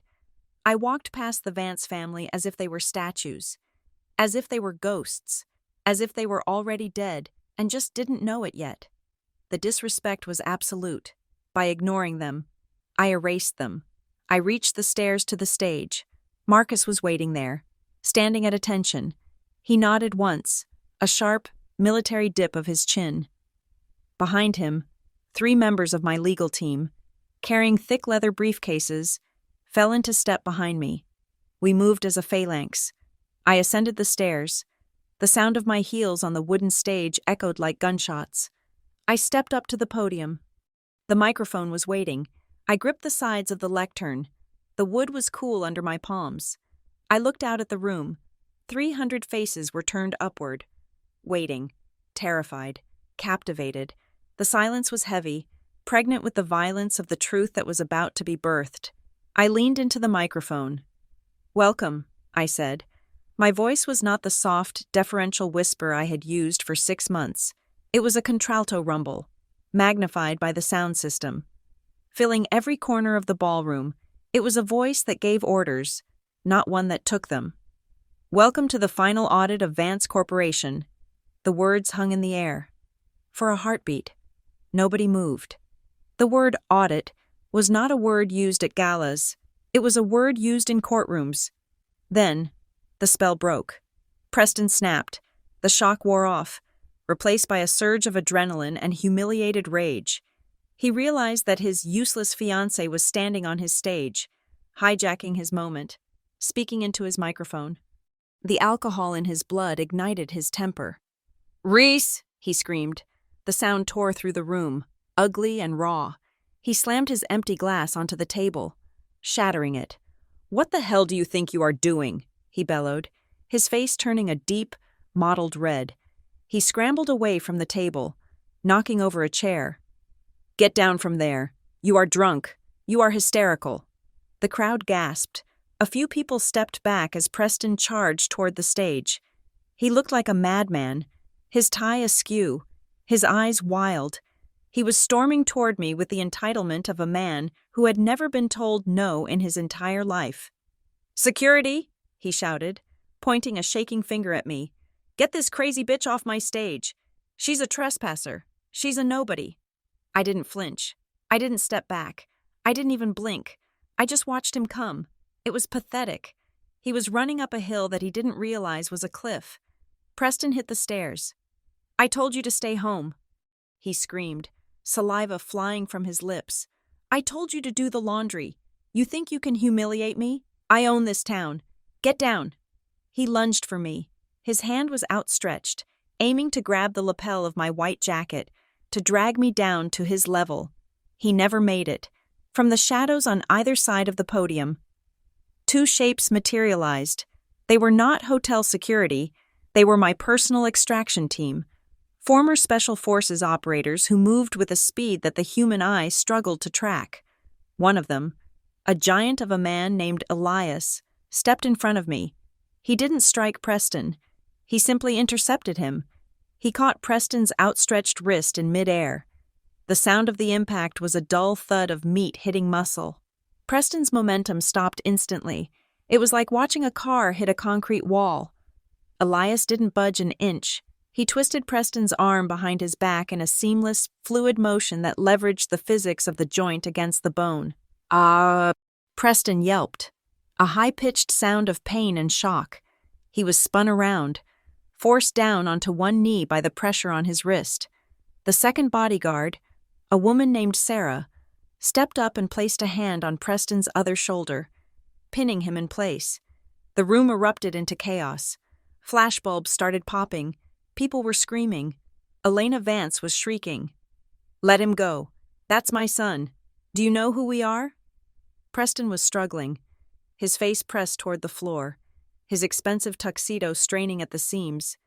"Let go of me," he grunted, thrashing impotently against Elias's iron grip. "Reese, tell them to let go. Are you insane? You're going to jail for this. I'll sue you. I'll ruin you." I stepped out from behind the podium. I walked to the edge of the stage, looking down at the man kneeling before me. He looked up, his eyes watering from the pain in his shoulder, his face a mask of confusion and hatred. "Reese," he spat. You stupid." I crouched down. I brought my face close to his, so close that he could see the gold flecks in my eyes that he had never bothered to notice before. I reached out a hand. He flinched, thinking I was going to slap him. Instead, I reached for the lapel of his tuxedo jacket. I smoothed it out. Then, I flicked a piece of invisible dust off his shoulder. "Preston," I said softly. My voice was amplified by the microphone I was still holding in my other hand. So the entire room heard the whisper. It sounded like the voice of God. "Let go of me," he hissed. "You're making a scene." "You tried to grab me," I said, my tone conversational, almost bored. "You tried to put your hands on me." I stood up slowly, towering over him. I adjusted the cuff of my white silk sleeve, ensuring the onyx button was perfectly aligned. "Don't ever try to touch this suit again." "Preston," I said, my voice turning to ice. "The stitching is Italian. The silk is imported." I looked down at him with eyes that held zero affection, zero mercy, and zero regret. And frankly, I delivered the line that would be quoted in every financial newspaper the next morning. Your entire lifetime earnings couldn't pay for the bottom button. I turned my back on him. "Hold him there," I ordered the guards. "He needs to hear this. He needs a front row seat." I walked back to the podium. I placed my hands on the wood again. I looked out at the audience, at the board members, at the bankers, at the trembling Vance parents. "Now," I said, signaling Marcus to open the first briefcase. "Let us discuss the true definition of value." The room fell silent again, but this time, it wasn't the silence of anticipation. It was the silence of the grave. Preston remained kneeling, pinned like a butterfly to a board, forced to watch the woman he called useless dismantle his world piece by piece. "Ladies and gentlemen, there seems to be a fundamental misunderstanding regarding the hierarchy of this event," I said into the microphone. My voice was steady, amplified to a volume that vibrated in the chests of the 300 guests before me. You came here tonight expecting to meet the CEO of Ethereos Dynamics. You have been looking for a ghost. You have been speculating that he is a recluse, an eccentric, perhaps even a myth. I paused, letting the silence stretch and snap. I looked down at Preston, who was still kneeling on the stage floor, his arm twisted behind his back by Elias, his face a mask of sweating, red-faced confusion. You were looking for a man, I continued, my tone dropping to a conversational, almost disappointed register. Because in the world of Vance Corporation, power only wears a tuxedo, but you should have looked closer to home. You should have looked across the dinner table. I turned my gaze to the camera at the back of the room, the red light blinking, broadcasting this moment to the financial districts of London, Tokyo, and Hong Kong. My name is Reese Harrington, I declared, the syllables sharp and precise. I am the founder, the architect, and the chief executive officer of Ethereos Dynamics. A gasp tore through the room. It was not a polite ripple of surprise. It was a collective intake of breath. A physical shockwave. I saw Elena Vance grab the edge of the table, her knuckles turning white. She looked as if she had been struck in the face with a brick. Her mouth opened and closed, fish-like, but no sound came out. No, Preston rasped from the floor, shaking his head violently. That is a lie. She is a typist. She enters data. She doesn't own anything. Marcus, I said, ignoring the man at my feet. The visuals, please. The massive LED screen behind me, which had been displaying the Vance Core logo, flickered and went black. A second later, it blazed to life with a complex, high-definition financial schematic. It was a spiderweb of holding companies, offshore trusts, and debt acquisitions. Allow me to walk you through the cap table, I said, pointing a laser presenter at the screen. The red dot danced over a large, angry red section of the pie chart. This represents Vance Corporation's distressed debt. As of this morning, 40% of this debt was held by First National Bank. Another 20% was held by private equity firms. I clicked the button. The chart shifted. The red section turned a cool, icy blue. However, I said, my voice ringing out with satisfaction, over the last 48 hours, a company named Winter LLC has aggressively purchased these liabilities. We bought your loans, your mortgages, and your outstanding bonds. We bought them at 50 cents on the dollar because the market has lost faith in your leadership. I walked around the podium to stand directly above Preston.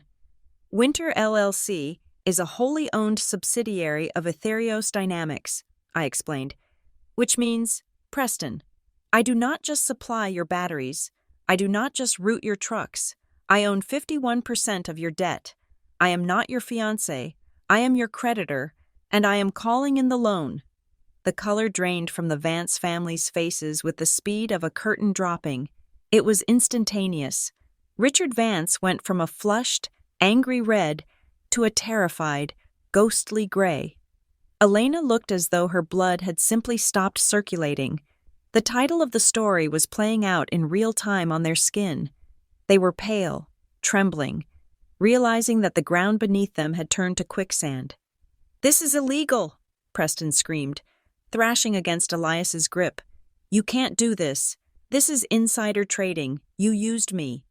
"Insider trading implies I used non-public information to make a profit," I corrected him coldly. "I did not make a profit, Preston. I lost money to buy this garbage debt. This wasn't an investment. It was an extermination." "Why?" Preston shouted, tears of rage mixing with the sweat on his face. "Why would you do this? We were going to get married. We were a team." "A team," I repeated the word, tasting the venom in it. "Is that what you call it, Marcus? Play the audio from yesterday, the office recording, timestamp 4:30 in the afternoon." The speakers crackled. The room went deathly still again. Then, Preston's voice boomed out, loud and clear, unmistakable in its arrogance. "I've already set up 3 holding companies in her name. Once we sign the prenup, I'm going to transfer the toxic debt into those entities.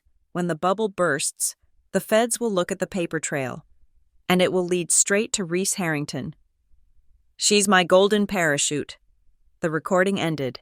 The silence that followed was heavy enough to crush bones. I looked at the crowd. The shock had turned to disgust. You called me a golden parachute, I said to Preston. But you forgot one thing about parachutes. Preston, they only work if you pull the cord, and I just cut yours. I turned my attention to the VIP table. I locked eyes with Mr. Thorne, the CEO of First National Bank and the father of Felicity, the woman Preston had been parading around all night. Mr. Thorne was standing up. His face was purple with rage. He wasn't looking at me. He was looking at Preston. You were going to use my bank to launder debt through your wife. Mr. Thorne roared, his voice shaking the crystal glasses on the table. You invited my daughter here tonight. You tried to implicate my family in a federal fraud scheme. No, wait, Preston pleaded, twisting his neck to look at the banker. Mr. Thorne, please. It was just talk. It was stress. I didn't mean it. You are finished. Vance, Mr. Thorne shouted. He pulled out his phone. I am calling the risk committee right now. First National is freezing all assets associated with Vance Corp. We are pulling the credit line. Effective immediately. You won't be able to buy a paperclip tomorrow morning. Mr. Thorne, please, Richard Vance cried out, standing up on shaky legs. He reached out a hand toward the banker. Let's be reasonable. We can explain it is a misunderstanding. Don't you touch me, Mr. Thorne spat, backing away as if Richard were contagious. And get your son away from my daughter. Felicity Thorne, the woman in the red dress, stood up. She looked at Preston with sheer revulsion. She picked up her glass of red wine and, with a calm deliberation, threw the contents into Preston's face. You are disgusting, she said. She turned and walked out of the ballroom, her heels echoing the sentiment of everyone in the room. Felicity, Preston sputtered, wiping wine from his eyes. Baby, wait. Enough, I said, commanding the room's attention again. Suddenly, a loud crash came from the side of the stage. Richard Vance had collapsed. He was clutching his chest, gasping for air, his face turning a terrifying shade of blue. Elena screamed, dropping to her knees beside him. Richard! Oh my God, Richard! Someone help him! She shrieked. He is having a heart attack. You killed him. You killed him. The room erupted into panic. People stood up, craning their necks. Security?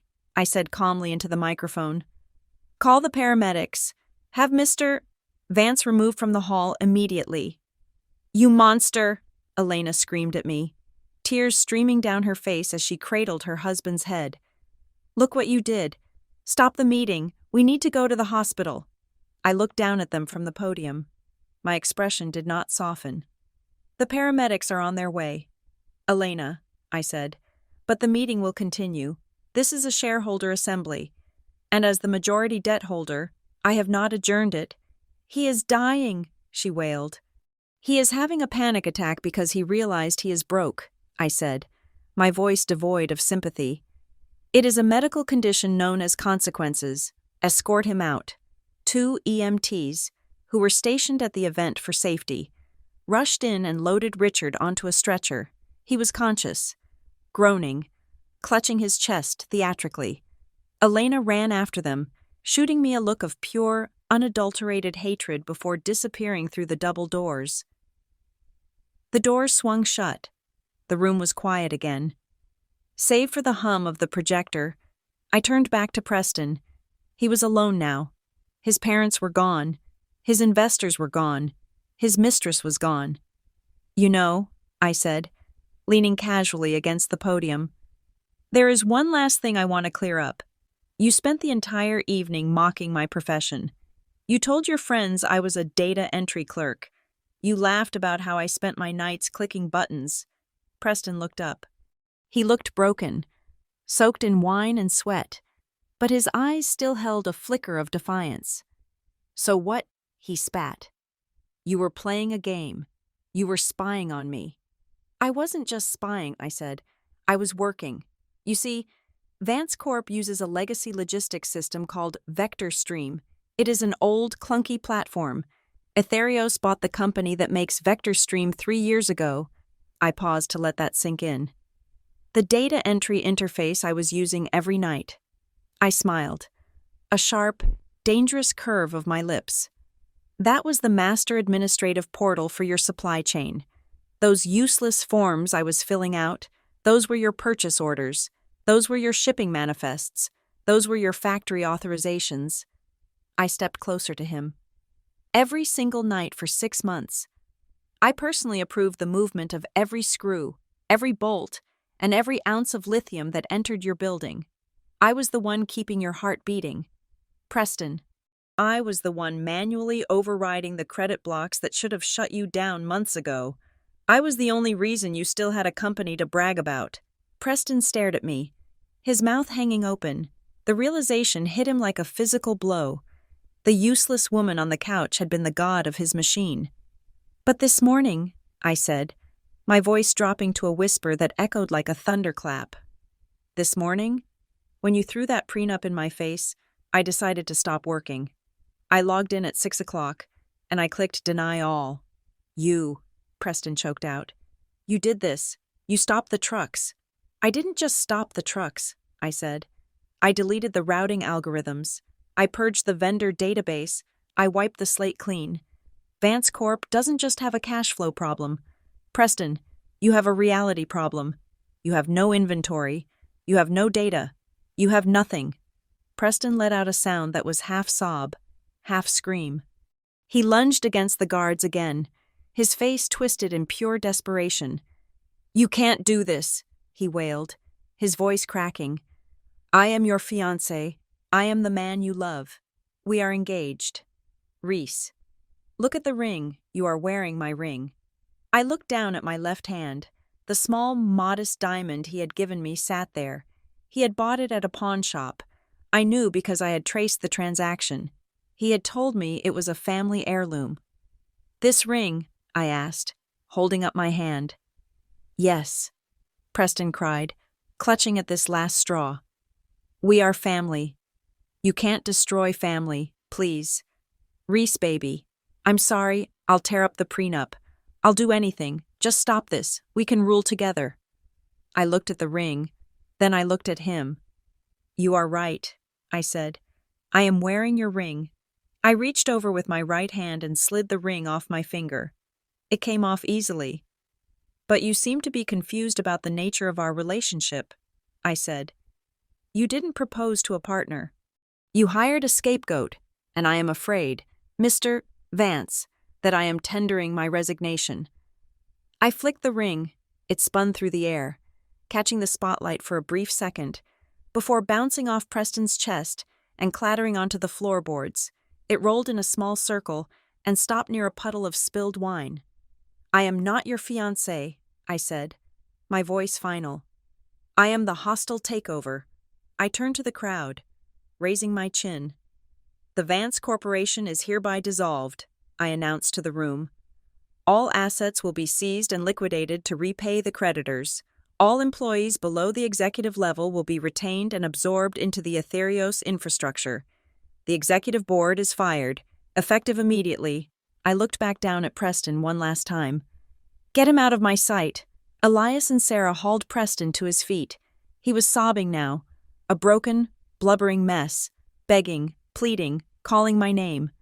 They dragged him toward the side exit, his expensive shoes dragging across the floor, leaving scuff marks on the stage that he used to think he owned. I watched him go.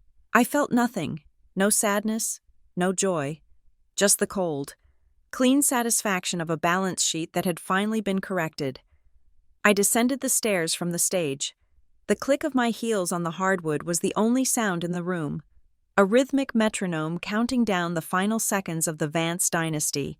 The crowd, a mixture of terrified shareholders and morbidly fascinated socialites, pulled back further, creating a wide, sterile circle in the center of the ballroom. Inside that circle stood the remnants of the board of directors. They were huddled together like sheep sensing a wolf, clutching their champagne flutes as if the crystal stems could protect them from federal indictments. Elena Vance had returned from the lobby, her face a ruin of smeared mascara and panic. She had clearly made a calculation her husband was in the hands of doctors, but the family fortune was in the hands of the woman she had called the help, and she had come back to try and salvage the latter. Preston was there too. My guards had not dragged him out of the building. They had simply hauled him to the edge of the circle, forcing him to stand and witness the execution of his legacy. He was slumped between Elias and Sarah, his tuxedo jacket torn, his chest heaving with sobbing breaths. I stopped 3 feet from them. I did not scream. I did not raise my voice. I simply held out a hand, and Marcus placed a thin black tablet into it. "Let us review the ledger," I said, my voice cool and detached, the tone of a forensic accountant dissecting a corpse. "Because before we conclude this transaction, I want to make sure the valuation is accurate." I tapped the screen. A hologram projection sparked to life from a device on the ceiling. Hovering in the air between me and the Vance family, it displayed a list of transactions. "Embezzlement is a clumsy word," I began, looking directly at the chief financial officer, Jenkins, who was shaking so hard his glasses had slid down his nose. "I prefer the term misappropriation of capital. For instance, on February 14th of this year, a withdrawal of $350,000 was made from the Research and Development Fund. The line item was listed as prototype materials. However, the serial number on the invoice traces back not to a lithium supplier, but to a dealership in Miami." I looked at Preston. "It was for the McLaren you drove to my apartment last week," I said. "The one you told me was a company car. Technically, you were right. The company bought it, but you forgot that stealing from a public company to buy a toy is a federal crime. That is 5 to 10 years in prison. Preston, per car." Preston whimpered, his head hanging low. "Then there is the matter of the Q3 earnings report," I continued, swiping the screen. "You reported a profit of $12 million, but if you look at the raw data which I have been cleaning up for 6 months, you actually posted a loss of $4 million. You capitalized your operating expenses to inflate the net income. That is securities fraud. That is what put Enron in the grave." Elena Vance stepped forward, her hands clasped together in a pleading gesture. "Reese, please, we didn't know. Richard handled the books. We just trusted him." "Ignorance is not a defense, Elena," I said, turning my gaze to her. "Especially when you're sitting on the board. You signed the papers. You cashed the dividend checks. You spent the money." I took a step closer to her, invading her personal space. She smelled of expensive perfume and fear. "You called me a parasite," I said softly. "Do you remember last Thanksgiving? You told the caterer that I was a parasite attaching myself to your son for his money." Elena flinched. "I was angry. I didn't mean it. Words have value, Elena," I said, "and yours just cost you your home." I tapped the tablet. The deed to the Hamptons estate was held by a shell corporation to avoid taxes, I explained. That corporation had a variable interest loan that just defaulted due to the credit freeze initiated by Mr. Thorne, my company, Winter LLC. Just exercised the foreclosure clause. As of 2 minutes ago, the locks on your front door are being changed. The staff has been instructed to pack your personal belongings into cardboard boxes. You have until midnight to collect them from the curb." Elena let out a strangled cry, her hands flying to her mouth. "My house! You can't take my house. My grandmother built that house. And your grandson just gambled it away," I replied. "Next item," I turned to Preston. "You called me useless," I said. "You told your friends tonight that I was a burden. You said I contributed nothing." I swiped the screen again. A new graphic appeared, a timeline of the Vance Corp stock price over the last 6 months. It showed a steady decline, punctuated by sharp drops every time Preston made a public statement, and then artificially stabilized every time I quietly fixed a logistics error in the background. "I am liquidating your personal portfolio to cover the margin call on the company debt," I said. "Your trust fund, your investment accounts, your offshore holdings in the Caymans, I found them all. It turns out, my useless data entry skills are quite useful for forensic asset tracing. You are currently negative $12 million. Preston, you are not just broke. You are in a hole so deep you will need a telescope to see the sunlight. And finally, I said, looking at the entire group, you called me cheap. I looked down at my own outfit, then back at them. You mocked my shoes. You mocked my wine. You mocked my family background. You operated under the delusion that price equals value. I pressed a final button on the tablet. The holographic screen turned a solid, unforgiving red. I am stripping the Vance name from the corporate registry, I announced. The brand is toxic. The assets will be absorbed into Etherios. The name Vance will no longer appear on any building, any letterhead, or any product. I am erasing your legacy. That is the price of being cheap with your integrity. Elena fell to her knees. It was a dramatic, desperate move. She reached out and grabbed the hem of my white trousers. "Reese," she sobbed, tears streaming down her face. "You can't do this. We are family. I would have been your mother-in-law. Doesn't that mean anything? Where is your heart? We made mistakes. Yes, but you can't leave us with nothing. Think of the love you had for Preston." I looked down at the woman clutching my leg. I felt a flicker of disgust, but I suppressed it. I needed to be precise. "Stand up. Elena," I said. "You are ruining the silk." She didn't let go. "The prenup," she cried out, grasping at a new straw. "The prenup protects us. It says we keep our assets. You signed it. You can't take our money if the contract says it is separate." I smiled. It was the moment I had been waiting for. "Marcus," I said, "the document." Marcus stepped forward and handed me the blue-bound document that Preston had thrown at me the night before. I held it up for the cameras. "You are absolutely right, Elena," I said. "I did sign this, and I insisted on a specific handwritten clause. Clause 12? Section B?" I opened the document and read aloud, my voice echoing in the silent room. "Party A and Party B shall retain sole and exclusive ownership of any and all business entities registered in their respective names prior to the date of marriage." I snapped the folder shut. "You forced me to sign this to protect your millions from me," I said. "You wanted to ensure that if Vance Corp succeeded, I wouldn't get a dime, but you forgot that contracts work both ways." I leaned down, looking Elena in the eye. "This contract separates our assets," I explained slowly, "which means I have no obligation to use my wealth to pay your debts. It means that when I, as the CEO of Etherios, decide to foreclose on Vance Corp, I am doing so as a third-party creditor. My fiancé status is irrelevant. The prenup legally prevents me from helping you. I am simply following the rules you wrote." Elena's hands went slack. She slumped back onto her heels, realizing the trap she had built for herself had just snapped shut around her own neck. "You," she whispered. "You planned this." "I adapted," I corrected. "Now, for the personnel changes." I straightened up and addressed the room at large. "The board of directors of Vance Corporation is hereby dissolved for gross negligence and breach of fiduciary duty," I declared. "You are all fired. Security will escort you out of the building. Do not return to your offices. Your keycards have already been deactivated." A murmur of shock went through the huddled group of executives. Jenkins, the CFO, looked like he was about to vomit. "And as for the executive leadership," I continued, turning to Preston. "Preston Vance, you are terminated from your position as president. You are banned from the premises of any Etherios subsidiary.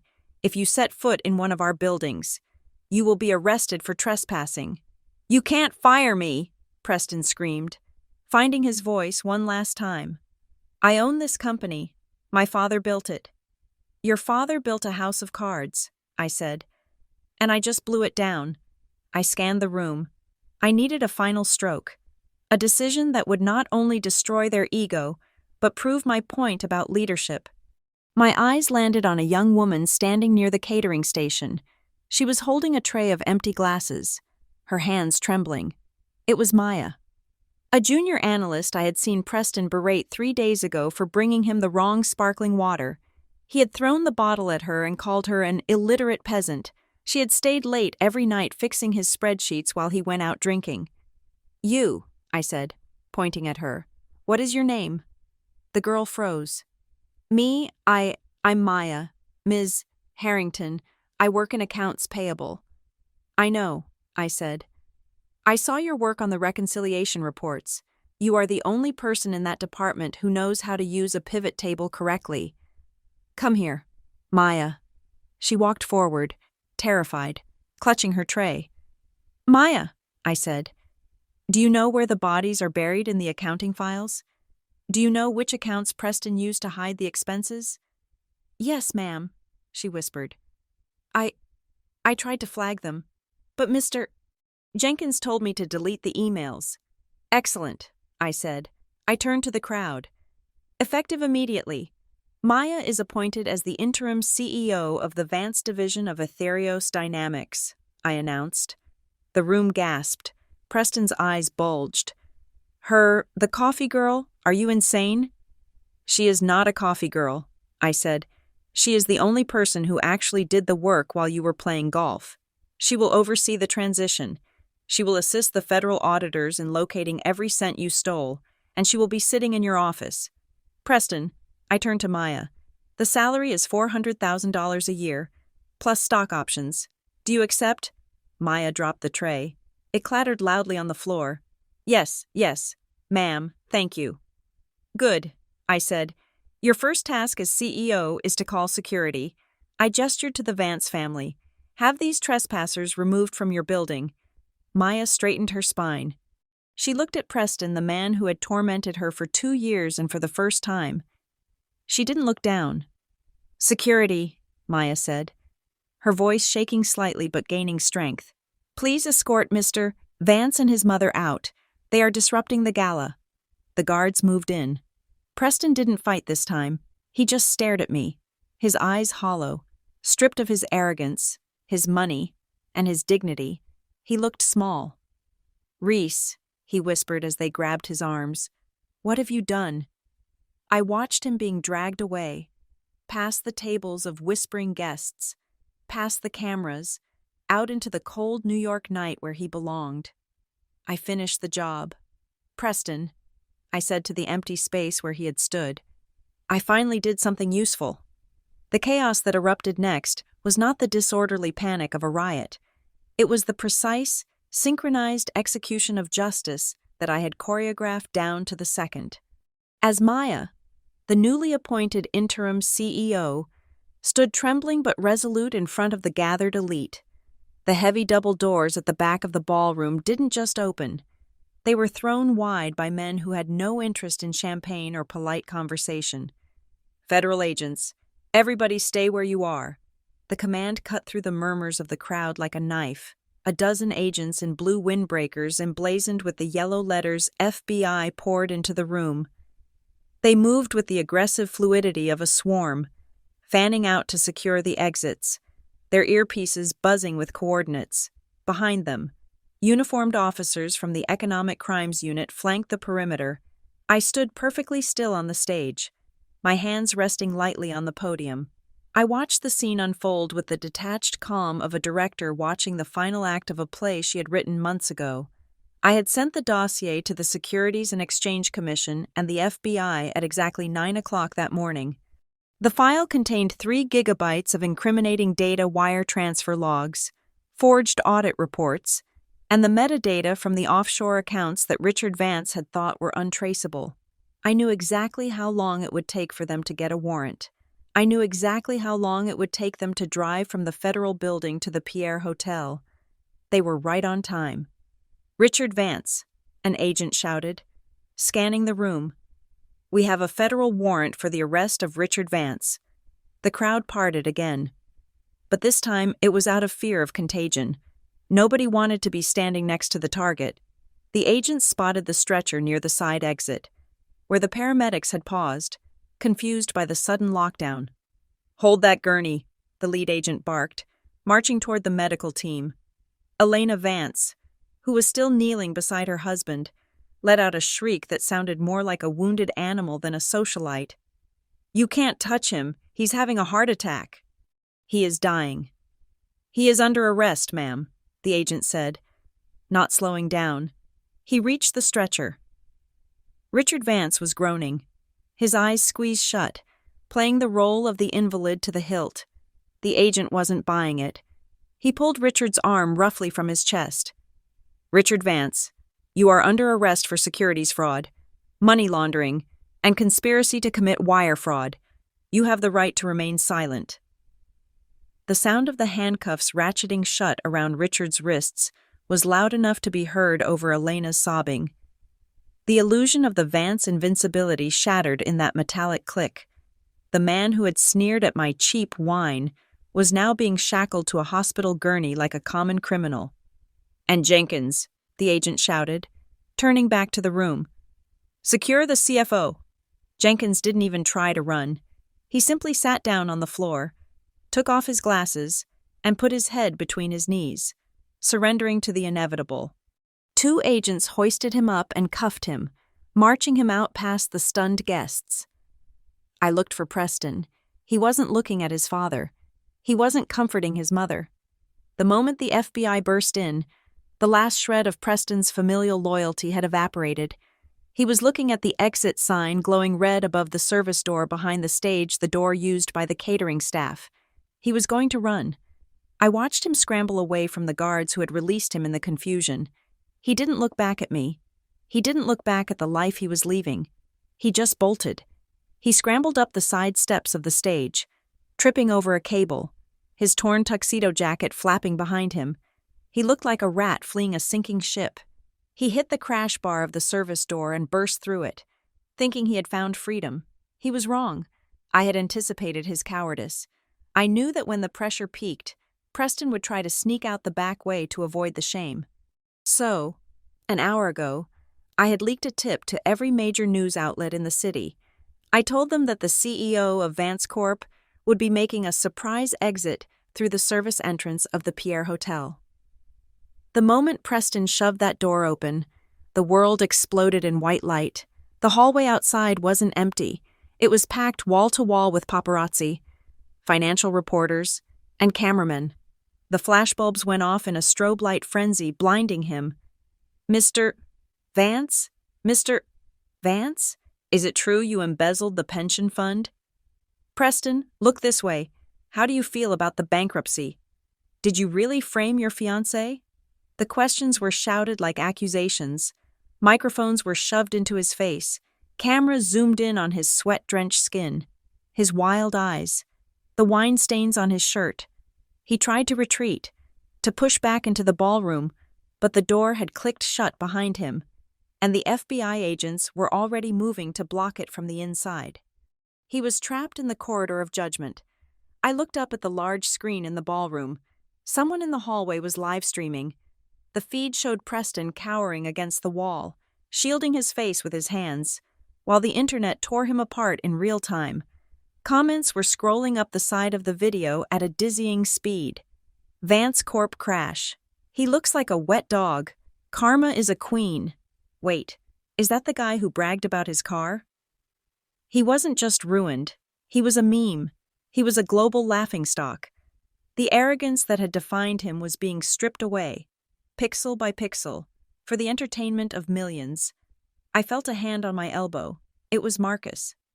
The agents are securing the floor, he whispered. We should move to the mezzanine. The atmosphere down here is about to get undignified. Agreed, I said. I walked off the stage, not rushing, moving with the same fluid grace that had carried me in. I took the private elevator up one flight to the mezzanine balcony that overlooked the ballroom.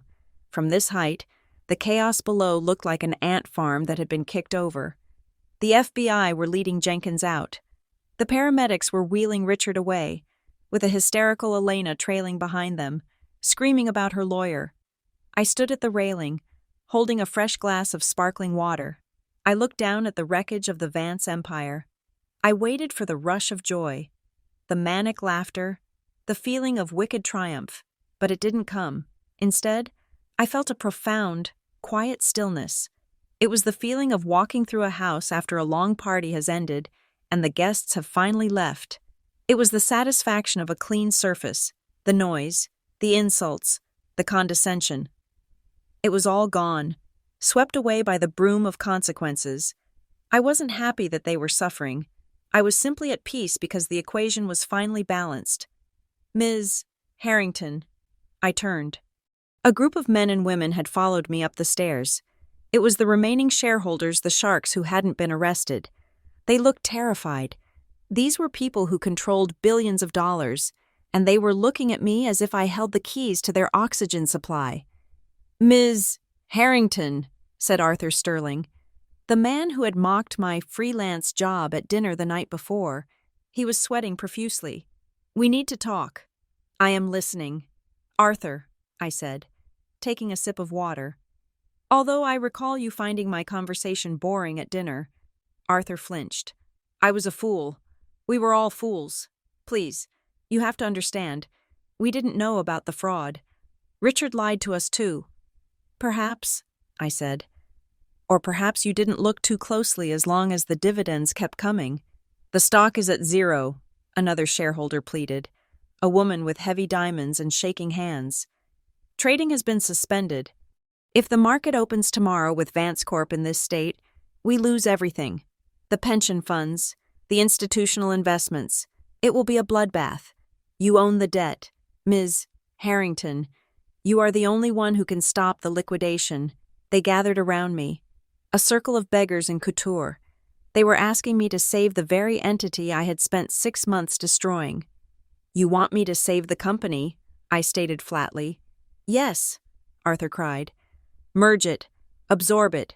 Just put the Ethereos name on it. If the market knows you are taking over, the stock will recover. We can restructure. We can make it profitable again. I looked at them. I looked at the fear in their eyes. They didn't care about the Vances. They didn't care about justice. They cared about their portfolios, and that was exactly what I needed. I will not save Vance Corp, I said. Their faces fell. However, I continued, I am willing to acquire the infrastructure, the factories, the fleet, the patents. But I have conditions. Anything, Arthur said immediately. Name it. First, I said, holding up one finger. The name Vance dies tonight. It will be scrubbed from every building, every truck, and every uniform within 48 hours. If I see that name on a single invoice, the deal is off. Done, Arthur said. We will burn the stationery ourselves. Second, I said, complete and total cooperation with the FBI. You will open every file, every email server, and every personal text message to the investigators. You will not protect Richard. You will not protect Preston. You will bury them with evidence. We will drive the hearse, the woman said grimly. And third, I said, looking out over the balcony at the ballroom below, the stock swap will be at my valuation. I am offering 10 cents on the dollar for your existing shares. 10 cents, Arthur choked. But that is robbery. The assets alone are worth nothing without my supply chain. I cut him off, my voice sharp. You have a choice. Arthur, you can take 10 cents on the dollar and walk away with something, or you can hold on to your Vance Corp stock, which by tomorrow morning will be worth less than the paper it is printed on. I am not negotiating. I am dictating.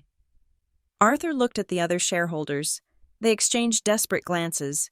They knew I had them. They knew I was the only lifeboat in the ocean. We accept, Arthur whispered. Good, I said. Marcus has the paperwork. Sign it before you leave. I turned back to the balcony railing. The deal was done.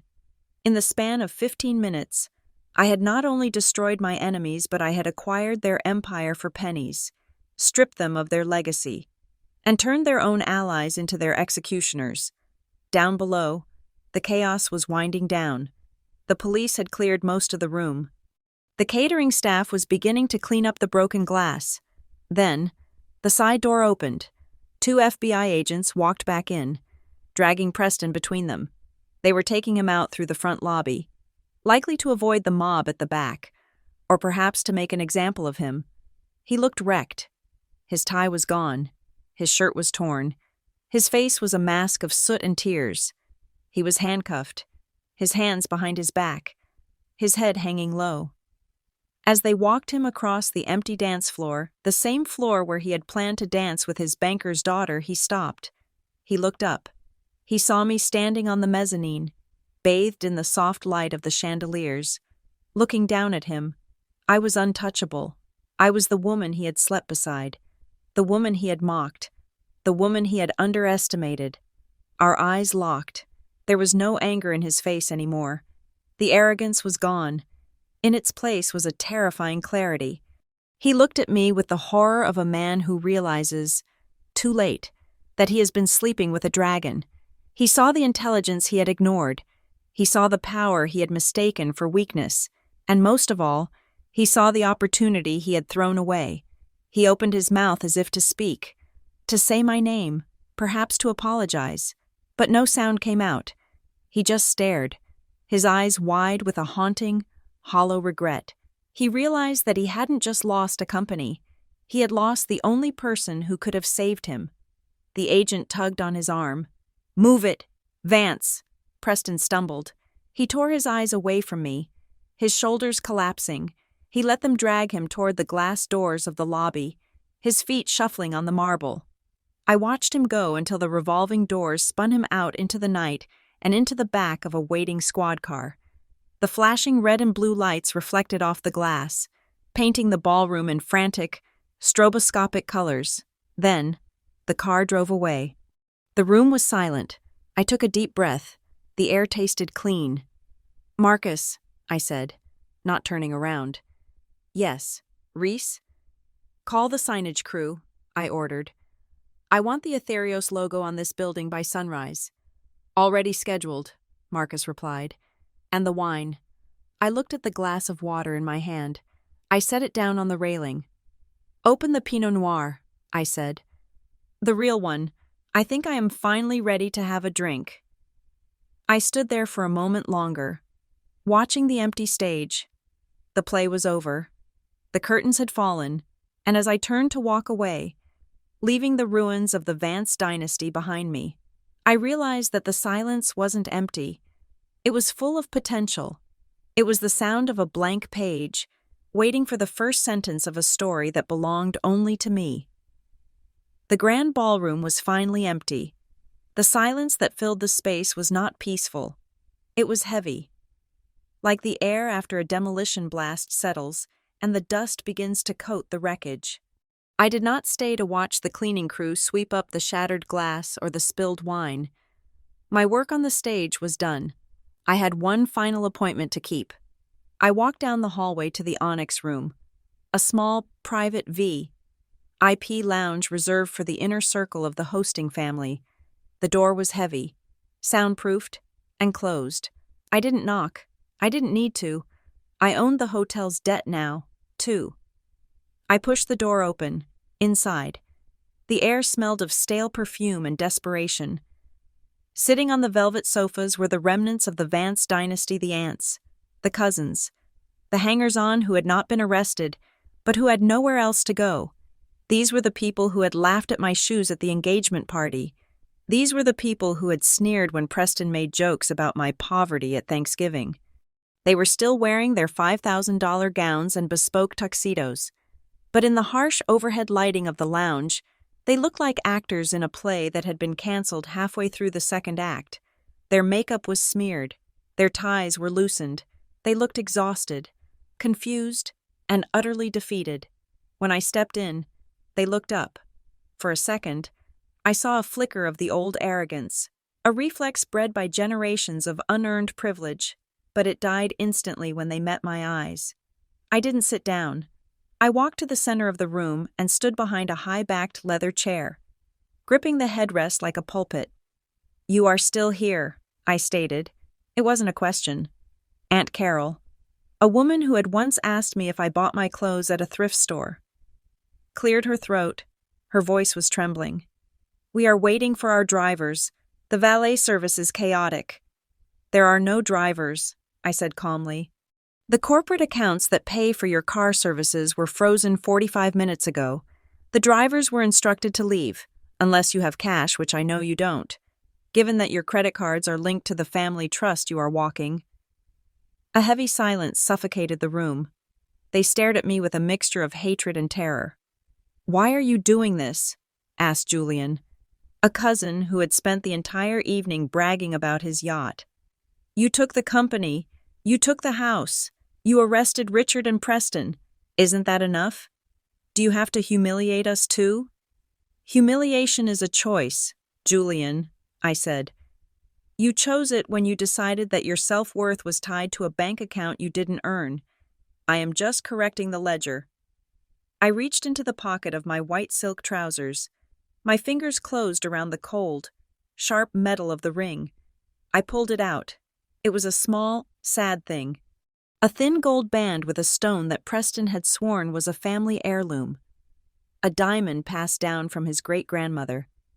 I held it up under the chandelier. The light didn't catch it.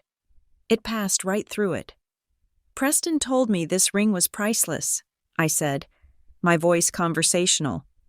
"He told me it represented the eternal legacy of the Vance family. He made me feel lucky to wear it. He made me feel like I should be grateful that he deigned to put his mark on me." I tossed the ring onto the glass coffee table in front of them. It didn't ring like gold.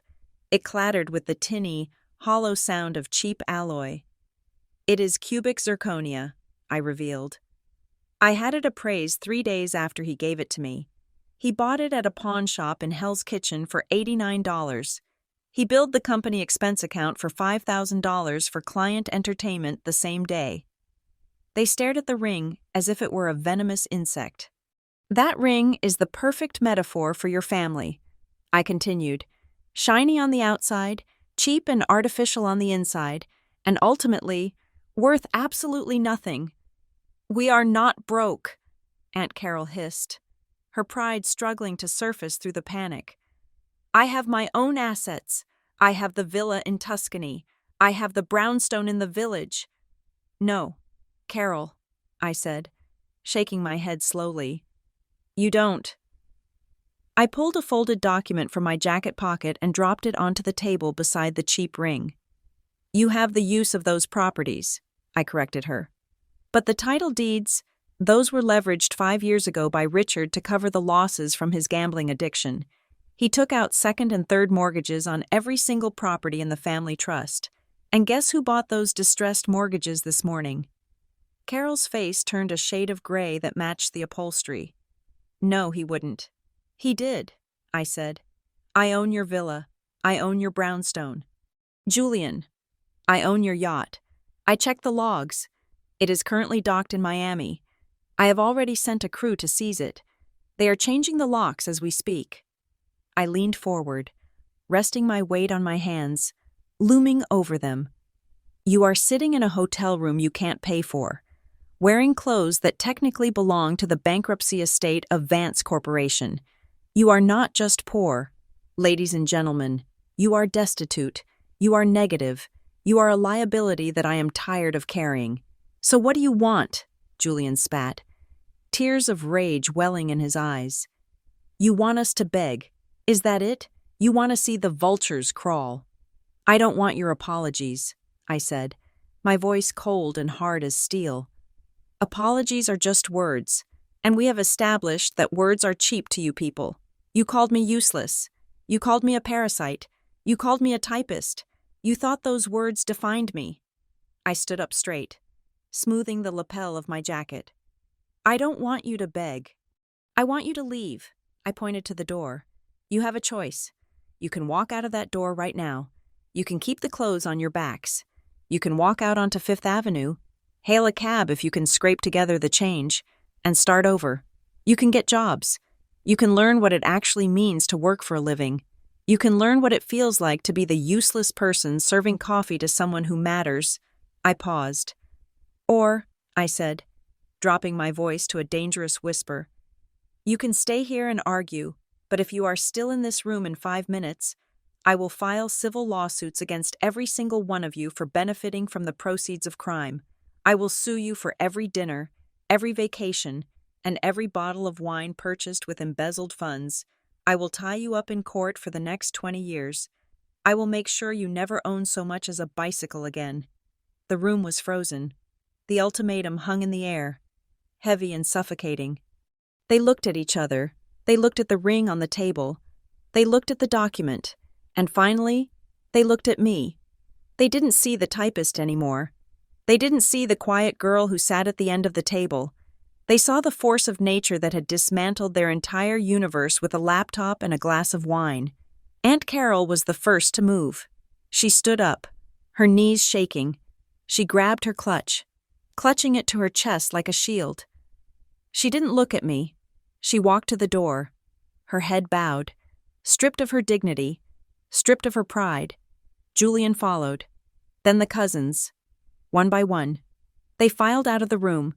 They walked with the heavy, shuffling steps of refugees.